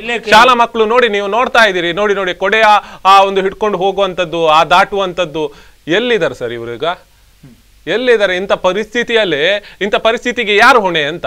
ಯಾಕೋಸ್ಕರ ಇಂಥ ಒಂದು ಕೃತಕ ನೆರೆ ಒಂದು ಸೃಷ್ಟಿ ಆಯ್ತು ಮಂಗಳೂರಿನಲ್ಲಿ? ಯಾಕಂದ್ರೆ ಮಂಗಳೂರು ಭಾಗ ಹೀಗೆ ಆಗ್ಲಿಕ್ಕೆ ಇಲ್ಲ, ಯಾಕಂದ್ರೆ ಅಷ್ಟು ವ್ಯವಸ್ಥೆಗಳು ಇದೆ ಅಂತ ಹೇಳ್ತಾ ಇರುವಂತದ್ದು ಅಲ್ಲ. ಕಾಮಗಾರಿ ಆಗಿದೆ ಸರ್, ಬಹಳಷ್ಟು ಕೋಟಿ ಅನುದಾನವನ್ನು ಮಂಗಳೂರು ಭಾಗಕ್ಕೆ ತಂದಿದ್ದಾರೆ.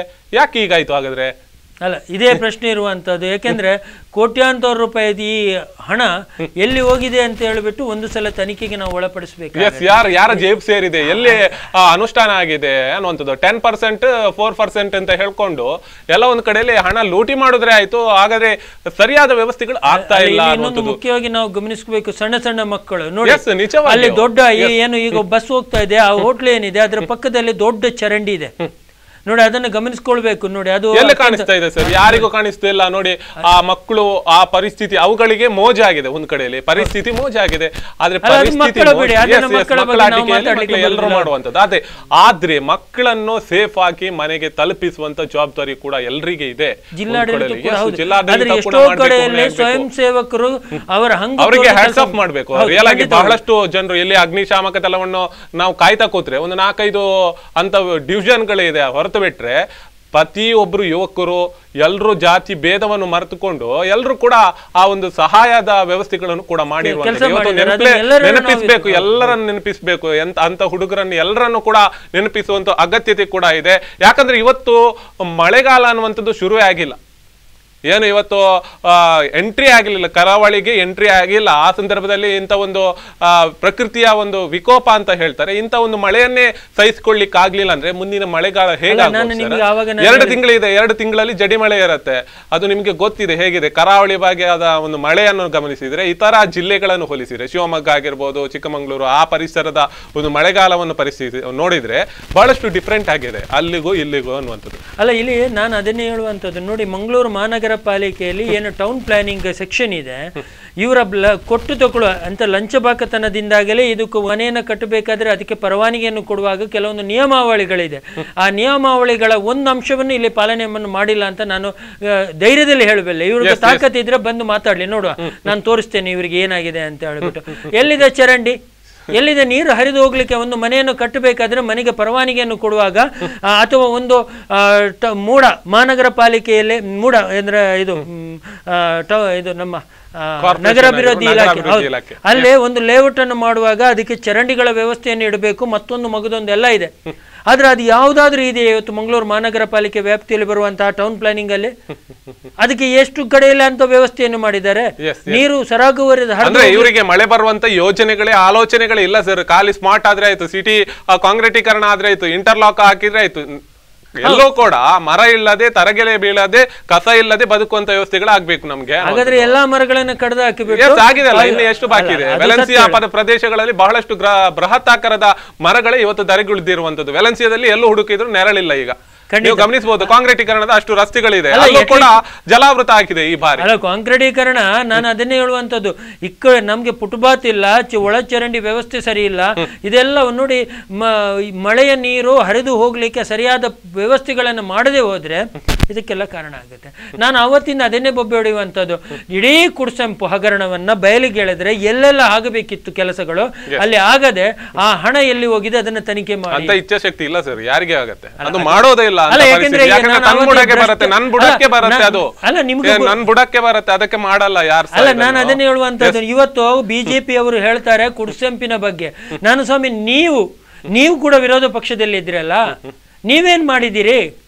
ನೀವು ವಿರೋಧ ಪಕ್ಷದಲ್ಲಿ ಕೂತ್ಕೊಂಡು ಮಹಾನಗರ ಪಾಲಿಕೆ ವಿರೋಧ ಪಕ್ಷದಲ್ಲಿ ಕೂತಾಗ ಏನು ಕುಡ್ಸಂಪಿನ ಯೋಜನೆಗಳು ಬರುವಾಗ ಅದನ್ನು ಅನುಷ್ಠಾನಕ್ಕೆ ನೀವೇನು ಮಾಡಿದ್ದೀರಿ? ವಿರೋಧ ಪಕ್ಷಗಳಾಗಿ ನಿಮ್ಮ ಕೆಲಸ ಇತ್ತು, ನಿಮ್ಮ ಕರ್ತವ್ಯ ಇತ್ತು ಅದನ್ನು ಸಮರ್ಪಕವಾಗಿ ಮಾಡಿಸುವಂಥದ್ದು. ಇವತ್ತು ದೂರದಲ್ಲಿ ಕೂತ್ಕೊಂಡು ಇನ್ನೊಬ್ಬನಿಗೆ ಬೆರಳು ತೋರಿಸುವುದಲ್ಲ, ಸಾರ್ವಜನಿಕರಾಗಿ ನಾವು ಮಾಡುವ ಕೆಲಸವನ್ನ ಒಂದಂಶ ನೀವು ಮಾಡ್ತಾ ಇದ್ರೆ ವಿರೋಧ ಪಕ್ಷದ ಜನಪ್ರತಿನಿಧಿಗಳು. ಆದರೆ ನಾನು ಹೇಳುವಂಥದ್ದು ನೋವಿಷ್ಟೇ, ಜನಪ್ರತಿನಿಧಿಗಳನ್ನು ಆಯ್ಕೆ ಮಾಡಿಕೊಟ್ಟಂತ ನನ್ನಂತವ್ರು ಕೂಡ ಎಡವಿದ್ದಾರೆ. ನಾವು ಕೂಡ ಇವತ್ತು ಕಣ್ಣು ಮುಚ್ಚಿಕೊಂಡು ಎಲ್ಲ ಒಂದು ಕಡೆಯಲ್ಲಿ ಏನೋ ಒಂದು ಆಲೋಚನೆಯಲ್ಲಿ ಇಟ್ಕೊಂಡು ವೋಟ್ ಮಾಡ್ತೇವೆ ನೋಡಿ, ಇದು ತಪ್ಪಾಗಿದೆ. ಆದ್ರಿಂದ ಇವತ್ತು ಮಂಗಳೂರಲ್ಲಿ ಮುಂದಿನ ದಿನಗಳು ಅತ್ಯಂತ ಕಷ್ಟ ಇದೆ. ಯಾಕೆಂದ್ರೆ ಎಲ್ಲಾ ನೀರು ನಿಲ್ಲುವ ಜಾಗಗಳೆಲ್ಲ ಲೇಔಟ್ ಆಗಿದೆ, ಎಲ್ಲ ಮನೆಗಳಾಗಿದೆ. ಪ್ರತಿಯೊಬ್ಬನ ಮನೆಯ ನೀರನ್ನು ಕೂಡ ರಸ್ತೆಗೆ ಬಿಡ್ತಾ ಇದ್ದಾನೆ. ಅಲ್ಲಿ ಮಳೆ ನೀರು ಇಂಗುವಿಕೆಗೆ ವ್ಯವಸ್ಥೆಗಳಿಲ್ಲ. ಗುಂಡಿಗಳನ್ನ ಕಬಳಿಸುವುದು ಹೇಗೆ ಅನ್ನುವಂಥದ್ದು ಪ್ಲಾನ್ ಇದೆ. ಒಂದಿಷ್ಟು ಜಾಗ ಸಿಕ್ಕಿದ್ರೆ ಅಲ್ಲೊಂದು ರೂಮ್ ಕಟ್ಟಿಕೊಂಡು ನೋಡಿ. ಅದಕ್ಕೆ ನಾನು ಹೇಳುವಂತದ್ದು ಏನು, ಇವತ್ತು ಲೇಔಟ್ಗಳೇ ತಲೆ ಎತ್ತಿದೆ. ಇವತ್ತು ಫ್ಲಾಟ್ಗಳು ಒಂದು ಸಣ್ಣ ಜಾಗ ಸಿಕ್ಕಿದ್ರು ಸಾಕು, ಅಲ್ಲಿ ಒಂದು ಬೃಹತ್ ಕಟ್ಟಡಗಳು ನಿರ್ಮಾಣ ಆಗುತ್ತೆ. ಆ ಕಟ್ಟಡಗಳ ಇಡೀ ವ್ಯವಸ್ಥೆ, ನೀರಿನ ವ್ಯವಸ್ಥೆಗೆ ಪರ್ಯಾಯ ಏನು ಅದು ಇಲ್ಲ. ಏನೊಂದಿಷ್ಟು ಟೌನ್ ಪ್ಲಾನಿಂಗ್ ಯಾರಿಗ ATPOಗೆ ಅಥವಾ TPOಗೆ ಅಥವಾ TPO ಬಗ್ಗೆ ನಾನು ಮಾತಾಡೋದು ಸ್ವಲ್ಪ ಕಡಿಮೆ. ಯಾಕಂದ್ರೆ ಮನುಷ್ಯ ಇರೋದ್ರೊಳಗೆ ಸ್ವಲ್ಪ ಪ್ರಾಮಾಣಿಕ ಎಂಬುದನ್ನು ನಾನು ಹೇಳಲಿಕ್ಕೆ ಇಷ್ಟಪಡ್ತೇನೆ. ತುಂಬ ಇದ್ರೊಳಗೆ ನಂಗೇನು ಇದಿಲ್ಲ. ಬಾಲಕೃಷ್ಣ ಗೌಡ್ರು ಒಂದಿಷ್ಟು ಮನುಷ್ಯ ಉತ್ತಮರು ಇರೋದ್ರೊಳಗೆ ಅಂತ. TPO ಆಗಿರ್ಬೋದು, ATPO ಆಗಿರ್ಬೋದು, ಅಥವಾ ಕಮಿಷನರ್ ಇರ್ಬೋದು, ಮತ್ತೊಬ್ಬ ಮಗದೊಬ್ಬ, ಇವರೆಲ್ಲ ಏನ್ ಮಾಡ್ಕೊಂಡಿದ್ದಾರೆ? ಪರವಾನಗಿ ಸಿಗ್ನೇಚರ್ ಮಾಡಿದ್ರೆ ಸಾಕ ದೊಡ್ಡ ದೊಡ್ಡ ಕಟ್ಟಡಗಳಿಗೆ. ಆ ನೀರು ಅಲ್ಲಿಯ ಮಳೆ ನೀರು ಇರ್ಬೋದು ಅಥವಾ ವೇಸ್ಟ್ ವಾಟರ್ ಇರ್ಬೋದು, ಮತ್ತೊಂದು ಮಗದೊಂದು, ಅದಕ್ಕೆ ಏನು ಮಾಡಿದ್ದೀರಿ ನೀವು? ಎಸ್, ಅದೊಂದು ಮಾತಾದ್ರೆ ಪಡೀಲಲ್ಲ ಆದಂತ ಕೃತಕ ನೆರೆಗೆ ಯಾರು ಹೊಣೆ, ಇದರ ಬಗ್ಗೆ ಕೂಡ ಚರ್ಚೆ ಮುಂದುವರಿಸ್ತೀನಿ. ಎಸ್ ವೀಕ್ಷಕರ, ಒಂದು ಪುಟ್ಟ ವಿರಾಮದ ಬಳಿಕ ಮತ್ತೆ ಬರ್ತೀನಿ.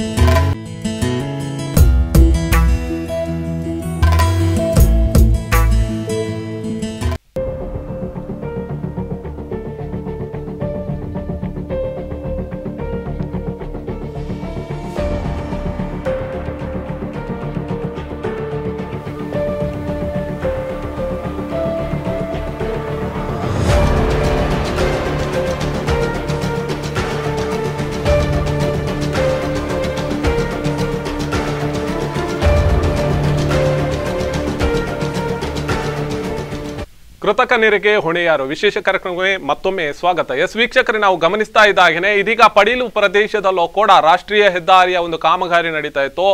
ಇಕ್ಕೆಲಗಳಲ್ಲಿ ಬಹಳಷ್ಟು ದೊಡ್ಡದಾದಂತ ತೋಡಿನ ಚರಂಡಿಯ ವ್ಯವಸ್ಥೆ ಕೂಡ ಇದೆ. ಆದ್ರೆ ಯಾಕೆ ಇಲ್ಲಿಯ ಪರಿಸ್ಥಿತಿ ಹೀಗಾಯಿತು, ಯಾಕೆ ರಸ್ತೆಯ ಕಾಮಗಾರಿ ಪೂರ್ಣ ಆಗಿಲ್ಲ ಅನ್ನುವಂಥದ್ದು ಬಹಳಷ್ಟು ಕಡೆಯಲ್ಲೂ ಕೂಡ ನೀವು ಗಮನಿಸ್ತಾ ಇರಬಹುದು. ಟೋಲ್ ಸುಂಕ ಎಲ್ಲೋ ಕೂಡ ಡಿಸ್ಕೌಂಟ್ ಕೊಡ್ತಾ ಇಲ್ಲ ಸರ್, ಎಲ್ಲೋ ಕೂಡ ನಿಮಗೆ ಬಿಟ್ಟು ಕೊಡ್ತಾ ಇಲ್ಲ. ಅಥವಾ ಬಂಟ್ವಾಳ ನೀರ್ಮಾರ್ಗದ ಪ್ರದೇಶದಲ್ಲಿ ನೀವು ಹಾದು ಹೋಗುವಾಗ ಕೂಡ ಎಲ್ಲೋ ಕೂಡ ಟೋಲ್ ಸುಂಕ ಬೇಡ, ರಸ್ತೆ ಸರಿ ಇಲ್ಲ ಅಲ್ಲ ಸರ್ ಅಂತ ಹೇಳಿಲ್ಲ. ಎಲ್ಲೋ ಕೂಡ ಎಲ್ಲರೂ ಶುಲ್ಕ ವಸೂಲಿ ಮಾಡ್ತಲೇ ಇದ್ದಾರೆ. ಆದ್ರೆ ಯಾರು ಕೂಡ ಧ್ವನಿ ಎತ್ತುವವರಿಲ್ಲ. ನೀವು ಗಮನಿಸಬಹುದು, ಸುರತ್ಕಲ್ಲಿಂದ NITKಯ ಪ್ರದೇಶದಲ್ಲೇ ಟೋಲ್ ಅನ್ನು ಬದಲಾವಣೆ ಅಥವಾ ಸ್ಥಳಾಂತರ ಮಾಡ್ತೀವಿ ಅನ್ನುವಂಥ ಒಂದು ಮಾತುಗಳು ಕೇಳಿ ಬರ್ತಾ ಇತ್ತು. ಜುಲೈ ಸಂದರ್ಭಗಳಲ್ಲಿ ಇಲ್ಲಿಯ ಪರವಾನಿಗೆ ಅಥವಾ ಏನ್ ನಡೆಸಲಿಕ್ಕೆ ಗುತ್ತಿಗೆ ನೀಡಿದ್ದಾರೆ ಇದು ಅಂತ್ಯಗೊಳ್ಳುತ್ತೆ, ತದನಂತರ ಬದಲಾವಣೆ ಆಗುತ್ತೆ ಅನ್ನುವಂಥದ್ದು. ಅಲ್ಲಿಂದ ಇಲ್ಲಿವರೆಗೆ ರಸ್ತೆಯ ವ್ಯವಸ್ಥೆಗಳು ಹೇಗಿದೆ, ಚರಂಡಿಯಲ್ಲಿ ಎಷ್ಟು ಮಣ್ಣು ತುಂಬಿದೆ ಅನ್ನುವಂಥದ್ದು ತಾವು ಗಮನಿಸ್ತಾ ಇದ್ದೀರಿ. ಮುಂದಿನ ಮಳೆಗಾಲದಲ್ಲಿ ಇಂಥ ಪರಿಸ್ಥಿತಿ ಮತ್ತೊಮ್ಮೆ ಮರುಕಳಿಸಲಿಕ್ಕೆ ಬಾರದು, ಅದಕ್ಕೋಸ್ಕರ ಈ ಮಾಧ್ಯಮದಿಂದ ಎಚ್ಚರಿಕೆಯನ್ನು ಕೂಡ ನಾವು ಮಾಡ್ತಾ ಇದ್ದೀವಿ. ಇದರಿಂದ ಆದ್ರೂ ಎಚ್ಚೆತ್ಕೊಳ್ಳಿ ಅನ್ನುವಂಥ ಹೇಳಿಕೆಗಳನ್ನು ನೀಡ್ತಾ ಇದ್ದೀವಿ. ಇವತ್ತು ಇಂಥ ಪರಿಸ್ಥಿತಿಗೆ ಒಂದನೇದಾಗಿ ಕಾರಣ ಅಸಂಬದ್ಧವಾದಂಥ ರೀತಿಯಲ್ಲಿ ಅಸಮರ್ಪಕವಾದಂಥ ಕಾಮಗಾರಿಗಳು, ಅವ್ಯವಸ್ಥಿತವಾದಂಥ ಯೋಜನೆಗಳಿಂದ ಆಗ್ತಾ ಇದೆ ಅಂತ ಹೇಳ್ಬೋದು. ಇದಕ್ಕೆಲ್ಲ ಕಾರಣ ಜಿಲ್ಲಾಡಳಿತವು ಕೂಡ ನೇರ ಹೊಣೆ ಹೊರಬೇಕಾಗತ್ತೆ. ಇಲ್ಲಿಯ ಪರಿಸರದಲ್ಲಿ ಬಹಳಷ್ಟು ಬಾರಿ ಆಯ್ಕೆಯಾದಂಥ ಸಂಸದರಿದ್ದಾರೆ, ಹಾಗೇನೆ ಇಲ್ಲಿ ಇದೀಗ ಆಯ್ಕೆಗೊಂಡಂತ ನಾಯಕರುಗಳಿದ್ದಾರೆ. ಹಿಂದೆ ಮಾಡಿದಂತ ನಾಯಕತ್ವದ ಗುಣಗಳನ್ನು ಏನು ಮಾಜಿ ಆಗಿದ್ದಾರೆ ಅವರು ಕೂಡ ಇದರ ಹೊಣೆಯನ್ನು ಹೊರಲೇಬೇಕಾಗತ್ತೆ. ಯಾಕಂದ್ರೆ ಈ ಕಾಮಗಾರಿ ಜನರ ಸೇವೆ ಅಂತ ನೀವು ಓಟ್ ಅನ್ನು ಪಡ್ಕೊಂಡಿರುವಂತದ್ದು. ಇವತ್ತು ಜನರ ಪರಿಸ್ಥಿತಿ ಹೇಗಿದೆ ಅನ್ನುವಂಥದ್ದು ತಮಗೆ ಕಾಣ್ತಾ ಇದ್ರಿ. ಪಡೀಲು ಪರಿಸರದಲ್ಲಿ ಕೃತಕ ಒಂದು ಕೆರೆಯನ್ನು ಸೃಷ್ಟಿ ಮಾಡುವಂತ ಸ್ಥಿತಿ ಆಗಿದೆ. ಇಲ್ಲಿ ನೀವು ಗಮನಿಸಬಹುದು, ರಾಷ್ಟ್ರೀಯ ಹೆದ್ದಾರಿಯ ಮೇಲ್ಭಾಗದಲ್ಲಿ ರೈಲ್ವೆಯ ಒಂದು ಹಳಿ ಹಾದು ಹೋಗುತ್ತೆ. ಇದಕ್ಕಾಗಿ ಬಳಸಿದಂತ ಯೋಜನೆಗಳು, ಇಲ್ಲಿ ಕಾಮಗಾರಿ ನಡೆದಂತ ಯೋಜನೆ ಆಗಿರಬಹುದು, ಇದು ತೀರಾ ಒಂದು ತೊಂದರೆಗಳನ್ನು ಈಡು ಮಾಡ್ತಾ ಇದೆ. ಇದು ಇವತ್ತಂತಲ್ಲ, ಇನ್ನು ಮುಂದಿನ ಮಳೆಗಾಲದಲ್ಲೂ ಕೂಡ ಇಂಥ ವ್ಯವಸ್ಥೆಗಳು ಆಗತ್ತೆ ಅನ್ನುವಂಥದ್ದು ಬಹಳಷ್ಟು ಸಾರ್ವಜನಿಕರ ಆರೋಪ ಇದೆ.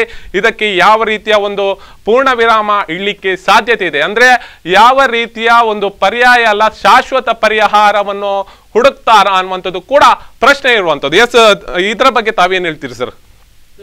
ಇದಕ್ಕೆ ಒಂದು ವರ್ಷದ ಮುಂಚೆ 6 ತಿಂಗಳ ಮುಂಚೆ ಅದರ ಬಗ್ಗೆ ಲೈವ್ ವಿಡಿಯೋವನ್ನು ಮಾಡಿ ಜನರಿಗೆ ಅದರ ಬಗ್ಗೆ ಅವೇರ್ನೆಸ್ ಕೊಡ್ತು. ಇಡೀ ಕಾಮಗಾರಿಯ ವ್ಯವಸ್ಥೆ ಸರಿ ಇಲ್ಲ ಅಂತ. ಅವಾಗ ಒಂದಿಷ್ಟು ಜನ ಅದರ ಬಗ್ಗೆ ನಗಡಿದ್ರು. ಇವ್ರಿಗೇನು ಅದು ಗೊತ್ತಿದೆ ಹಾಗೆಲ್ಲ ನಿಮ್ಗೆ ಗೊತ್ತಿರ್ಬೋದು, ಅದು ವಾಟ್ಸ್ಆಪ್ ವಿಡಿಯೋದಲ್ಲೆಲ್ಲ ಬಂತು. ಬಹಳಷ್ಟು ಕಡೆಯಲ್ಲಿ ಜನರು, ವಿಶೇಷವಾಗಿ ಬಿಜೆಪಿಯ ಕಾರ್ಯಕರ್ತರು, ಅದೇಕೆಂದ್ರೆ ಸಂಸದರು ನಳಿನ್ ಕುಮಾರ್ ಕಟೀಲ್ನ ಮುತುವರ್ಜಿ ಜಿಲ್ಲೆ ಆಗಿರುವಂತಹ ಕಾಮಗಾರಿ, ಆದ್ರಿಂದ ಅದರ ಬಗ್ಗೆ ತುಂಬಾ ಜನ ವಿರೋಧ ವ್ಯಕ್ತಪಡಿಸಿದ್ರು ಆ ವಿಡಿಯೋವನ್ನು ನೋಡಿ. ಆದ್ರೆ ಇವತ್ತು ಅದೇ ಜನರಿಗೆ ನಾನು ಕೇಳ್ತೇನೆ, ಮೊನ್ನೆ ಏನಾಯ್ತು?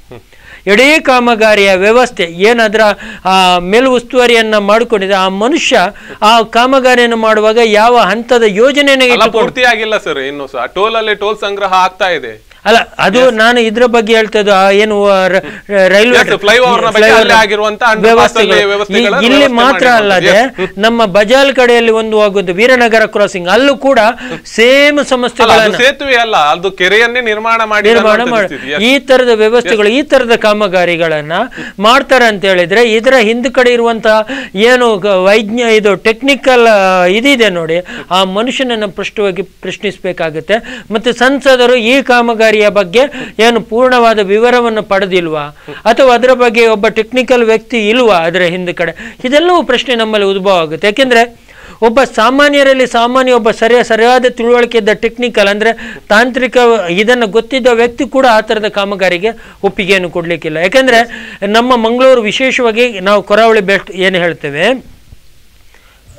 3 ತಿಂಗಳು ಮಳೆ ಬರುವಂಥ ಜಾಗ ಅಲ್ಲಿ ನೀರು ಹರಿದು ಹೋಗ್ಲಿಕ್ಕೆ ಸರಿಯಾದ ವ್ಯವಸ್ಥೆಗಳನ್ನು ಅವರು ಮಾಡಿಲ್ಲ ಅಂತ ಹೇಳಿದ್ರೆ ಅವನನ್ನು ಏನು ಅನ್ಬೇಕು ಅನ್ನೋದು ನಾವು ಸಹಜವಾಗಿ ನೋಡಿ ಕಳೆದ ವರ್ಷ ಅಲ್ಲಿ ಇತ್ತು ಯಾವುದು ಬಜಾಲಲ್ಲಿ ಒಂದು ವ್ಯವಸ್ಥೆ ಇತ್ತು ಆವಾಗ ಕೂಡ ಅದರ ಬಗ್ಗೆ ಬೊಬ್ಬೆ ಹೊಡೆದೆವು ಇಡೀ ಒಂದು ಸುತ್ತು ಬಳಸ್ಕೊಂಡು ಹೋಗುವಂಥದ್ದು ಬಸ್ ಬಂದಾಗ ಬಜಾಲಾಗಿ ಎಕ್ಕೂರಾಗಿ ಹೋಗುವಂಥ ವ್ಯವಸ್ಥೆಗಳಿತ್ತು ಈ ವರ್ಷ ಕೂಡ ಅದೇ ಸಮಸ್ಯೆಗಳು ಪರಿವರ್ತಿಸಿದೆ ಹಾಗಿರುವಾಗ ಮಹಾನಗರ ಪಾಲಿಕೆಯಲ್ಲಿ ಅಲ್ಲಿ ಚುನಾಯಿತ ಜನಪ್ರತಿನಿಧಿ ಏನು ಮಾಡ್ತಾ ಇದ್ದಾರೆ ಈ ಅಲ್ಲಿಯ ಶಾಸಕರು ಏನು ಮಾಡ್ತಾ ಇದ್ದಾರೆ ಅಲ್ಲಿಯ ಸಂಸದರು ಏನು ಮಾಡ್ತಾ ಇದ್ದಾರೆ ಮಾಜಿ ಇರ್ಬೋದು ಹಾಲಿಯ ಬಗ್ಗೆ ನಾನು ಮಾತಾಡೋದಿಲ್ಲ ಇತ್ತೀಚೆಗೆ ಬಂದದ್ದು ಟೈಮ್ ಬೇಕು ಅದನ್ನ ನಾನು ಮಾತಾಡೋದಿಲ್ಲ ಮಾಜಿಗಳು ಏನು ಮಾಡಿದ್ದಾರೆ ಅಥವಾ ಸಂಸದರು ಏನು ಮಾಡಿದ್ದಾರೆ ಯಾಕಂದ್ರೆ ಆದ್ರೆ ಒಂದು ಕಳೆದು ಜನರು ಏನು ಮಾಡ್ತಾ ಇದ್ದಾರೆ ಈ ಹೋರಾಟದ ಕಿಚ್ಚುಗಳೇ ಇಲ್ಲದಿರುವಂತ ವ್ಯವಸ್ಥೆ ಇದಿರುವಾಗ ನಾವು ಎಷ್ಟು ಬೊಬ್ಬೊಡಿಬಹುದು ಒಬ್ಬ ಸಮಾಜದ ಬಗ್ಗೆ ಎಷ್ಟು ಅಂತ ತಿಳಿಯಲಿಕ್ಕೆ ಇದು ಏನಂದ್ರೆ ಮಾಧ್ಯಮಕ್ಕೆ ಮಾತ್ರ ಹೋರಾಟಗಾರರಿಗೆ ಮಾತ್ರ ಗುತ್ತಿಗೆ ನೀಡಿರುವಂತದ್ದು ಮಂಗಳೂರು ಯಾಕಂದ್ರೆ ಅಂತ ಪರಿಸ್ಥಿತಿ ಇದೆ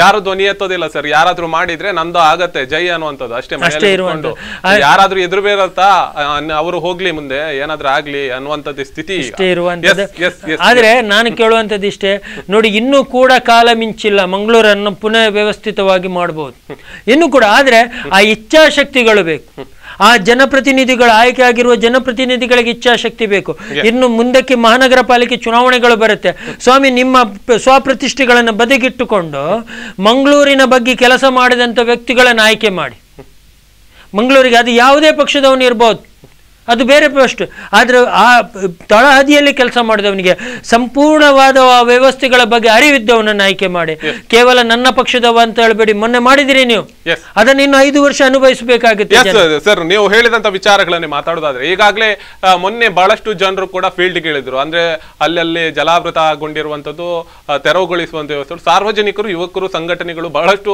ಕೆಲಸಗಳನ್ನು ಮಾಡಿದ್ವು ಆದ್ರೆ ತದನಂತರ ಮರು ದಿವಸ ಬಿಸಿಲು ಬಂತು ಇದೀಗ ಅದಕ್ಕೆ ಸೂಕ್ತವಾದಂತ ಪರಿಹಾರದ ದಿನಗಳನ್ನು ಮಾಡುವಂತ ವ್ಯವಸ್ಥೆಗಳಿತ್ತು ಆವತ್ತು ಮಾತ್ರ ಪೋಸೇ ಕೋಸು ಎಲ್ಲರೂ ಕೂಡ ಕೊಡೆ ಹಿಡ್ಕೊಂಡು ಹೋಗಿದ್ದು ಕಾಲು ಗಂಟು ಮುಟ್ಟ ಪ್ಯಾಂಟ್ ಎತ್ಕೊಂಡು ತಿರ್ಗಿದ್ದು ಆದ್ರೆ ಮರು ದಿವಸ ಎಲ್ಲೋ ಕೂಡ ಕಾಣ್ಲಿಕ್ಕಿಲ್ಲ ಯಾವ ಪರಿಸರದಲ್ಲಿ ಏನೆಲ್ಲ ಸಮಸ್ಯೆ ಆಗಿದೆ ಅದಕ್ಕೆ ಪೂರ್ಣ ವಿರಾಮ ಇಡುವಂತ ವ್ಯವಸ್ಥೆಗಳು ಆಗ್ತಾ ಇಲ್ಲ ಆದ್ರೆ ಈಗ ಬಿಸಿಲಿದೆ ಸರ್ ಈಗ ಮಾಡ್ಬೇಕಿತ್ತು ಆದ್ರೆ ಮಳೆಗಾಲದಲ್ಲಿ ಕೊಡೆ ಇಟ್ಕೊಂಡು ಹೋಗ್ಲಿಕ್ಕೆ ಸಮಯ ಇರತ್ತೆ ಪೋಸ್ ಕೊಡ್ಲಿಕ್ಕೆ ಸಮಯ ಇರತ್ತೆ ಅಂತ ಆದ್ರೆ ಯಾಕೆ ಈಗ ಮಾಡಲ್ಲ ಇವರು ಅಲ್ಲ ನೋಡಿ ನಾವು ಆವತ್ತಿಂದ ಇವತ್ತಿನವರೆಗೆ ಬೊಬ್ಬೊಡಿತಾ ಇದ್ದೇವೆ ವಾರ್ಡ್ ಕಮಿಟಿ ಮಾಡಿ ಈ ವಾರ್ಡ್ ಕಮಿಟಿ ಮಾಡಿದ್ರೆ ಆ ವಾರ್ಡಿನ ಸಮಸ್ಯೆಗಳ ಬಗ್ಗೆ ಅಲ್ಲಿ ಚರ್ಚೆ ಆಗುತ್ತೆ ಆದ್ರೆ ಅದು ಸಂಸದರಿಗೆ ಬೇಡ ಅದು ಶಾಸಕರಿಗೆ ಬೇಡ ಈಗಿನ ಚುನಾಯಿತ ಶಾಸಕರು ಕೂಡ ಕಳೆದ ವರ್ಷದಲ್ಲಿ ಕಳೆದ ಸಮಯದಲ್ಲಿ ಬಿಜೆಪಿಯ ಪ್ರಣಾಳಿಕೆಯಲ್ಲಿ ಇತ್ತು ಕಾಂಗ್ರೆಸ್ಸಿನ ಪ್ರಣಾಳಿಕೆಯಲ್ಲಿ ಇತ್ತು ಎಲ್ಲವೂ ಪ್ರಣಾಳಿಕೆಯಲ್ಲಿ ಇಟ್ಟಿದ್ರು ಆದರೆ ಇವತ್ತಿನವರೆಗೆ ಆಗಿಲ್ಲ ಶಾಸಕರು ಬದಲಾದರು ಸಂಸದರು ಈಗ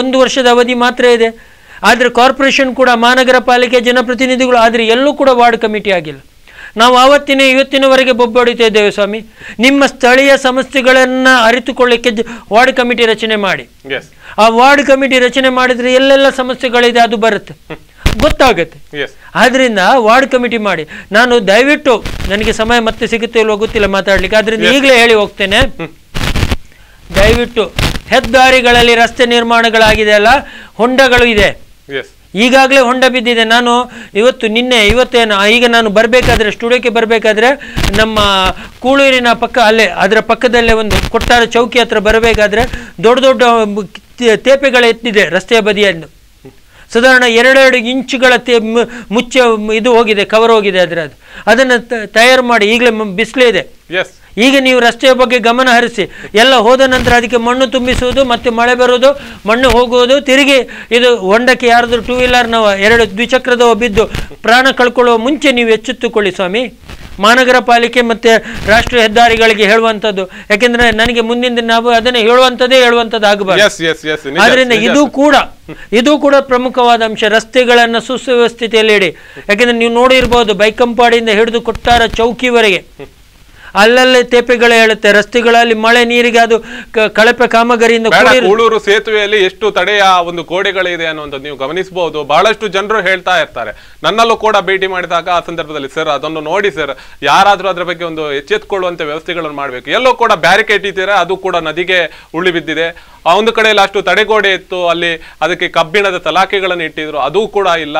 ಅಂದ್ರೆ ನೇರವಾಗಿ ಎಲ್ಲಾದ್ರೂ ಒಂದು ಕಡೆಯಲ್ಲಿ ಕೈ ತಪ್ಪಿ ಆಯ ತಪ್ಪಿ ಎಲ್ಲಾದ್ರೂ ದ್ವಿಚಕ್ರ ವಾಹನ ಆಗಿರ್ಬೋದು ಅಥವಾ 4 ವೀಲರ್ ಆಗಿರ್ಬೋದು, ಎಲ್ಲಾದ್ರೂ ತಪ್ಪಿಕೊಂಡು ಹೋದ್ರೆ ನೇರವಾಗಿ ನದಿಗೆ ಬೀಳುವಂತ ವ್ಯವಸ್ಥೆ ಈ ಕೂಳೂರು ಭಾಗದ ಸೇತುವೆಯಲ್ಲಿ ಇದೆ.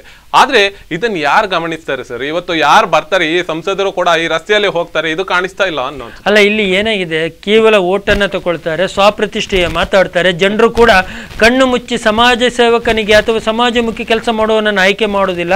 ಯಾರೋ ಒಬ್ಬನನ್ನು ಆಯ್ಕೆ ಮಾಡಿ ಕಳಿಸ್ತೀರಿ, ಅವನಿಗೆ AC ಕಾರಿಂದ ಹೇಳೋದು ಇಂಥದ್ದು ಗೊತ್ತಿರೋದಿಲ್ಲ, ಅಂಥ ವ್ಯಕ್ತಿಗಳು ಆಯ್ಕೆ ಆಗ್ತಾರೆ. ಇಂಥ ಸಮಸ್ಯೆಗಳು ಬಂದಾಗ ಒಂದಿಷ್ಟು ಜನ ಬೊಬ್ಬೆ ಹೊಡಿತಾರೆ, ಆ ಬೊಂಬೆ ಅಲ್ಲಿಗೆ ಮುಗಿದೋಗುತ್ತೆ. ಆ ಮರ್ತು ಹೋದಾಗಲೇ ಒಂದು ಸೆಕೆಂಡ್ ತಿರುಗಿ ಅದೇ ವ್ಯವಸ್ಥೆಗಳು. ಆದ್ದರಿಂದ ನಾನು ಕೇಳುವಂಥದ್ದು, ಒಂದೊಂದ್ಸಲ ನಾವು ಕೂಡ ಫೆಡಪ್ ಆಗ್ತೇವೆ. ಯಾಕೆ ಬೇಕು ನಮಗೆ? ಜನರಿಗೆ ನಮ್ಮ ಬಗ್ಗೆ ಕಾಳಜಿ ಇಲ್ಲ, ನಮ್ಮ ಬಗ್ಗೆ ಯೋಚನೆಗಳಿಲ್ಲ, ನಮ್ಮ ಬಗ್ಗೆ ಆಲೋಚನೆಗಳಿಲ್ಲ. ಆದರೆ ನಮಗೆ ಯಾಕೆ ಬೇಕು? ಸುನೀಲ್ ಕುಮಾರ್ಗೆ ಯಾಕೆ ಬೇಕು? ಧರ್ಮೇಂದ್ರನಿಗೆ ಯಾಕೆ ಬೇಕು? ಅಥವಾ ಸಮಾಜಮುಖಿಯಾಗಿ ಕೆಲಸ ಮಾಡುವಂಥ ಇನ್ನೊಬ್ಬನಿಗೆ ಯಾಕೆ ಬೇಕು? ಆಯ್ಕೆ ಮಾಡಿದವರು ಮಾಡ್ತಾರೆ ಬಿಡ್ರಿ ಅಂತ ಹೇಳ್ಬೋದು. ಆದ್ರೆ ಮೊನ್ನೆಯ ದಿನ ನಮಗೂ ಕೂಡ ಸುಮ್ಮನೆ ಕೂರಕ್ಕಾಗ್ಲಿಲ್ಲ, ನಾವು ಕೂಡ ಹೇಳಬೇಕಾಗತ್ತೆ.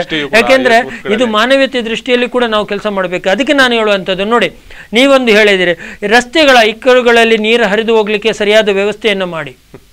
ಮತ್ತೆ ಎಲ್ಲೆಲ್ಲ ಹೊಂಡಗಳಿದೆ, ಈಗ ಮಳೆ ಇನ್ನೂ 1-2 ದಿನ ತಡ ಇರುವಾಗ ಅಲ್ಲೆಲ್ಲ ಮುಚ್ಚುವಂಥ ವ್ಯವಸ್ಥೆಗಳನ್ನು ಮಾಡಿ.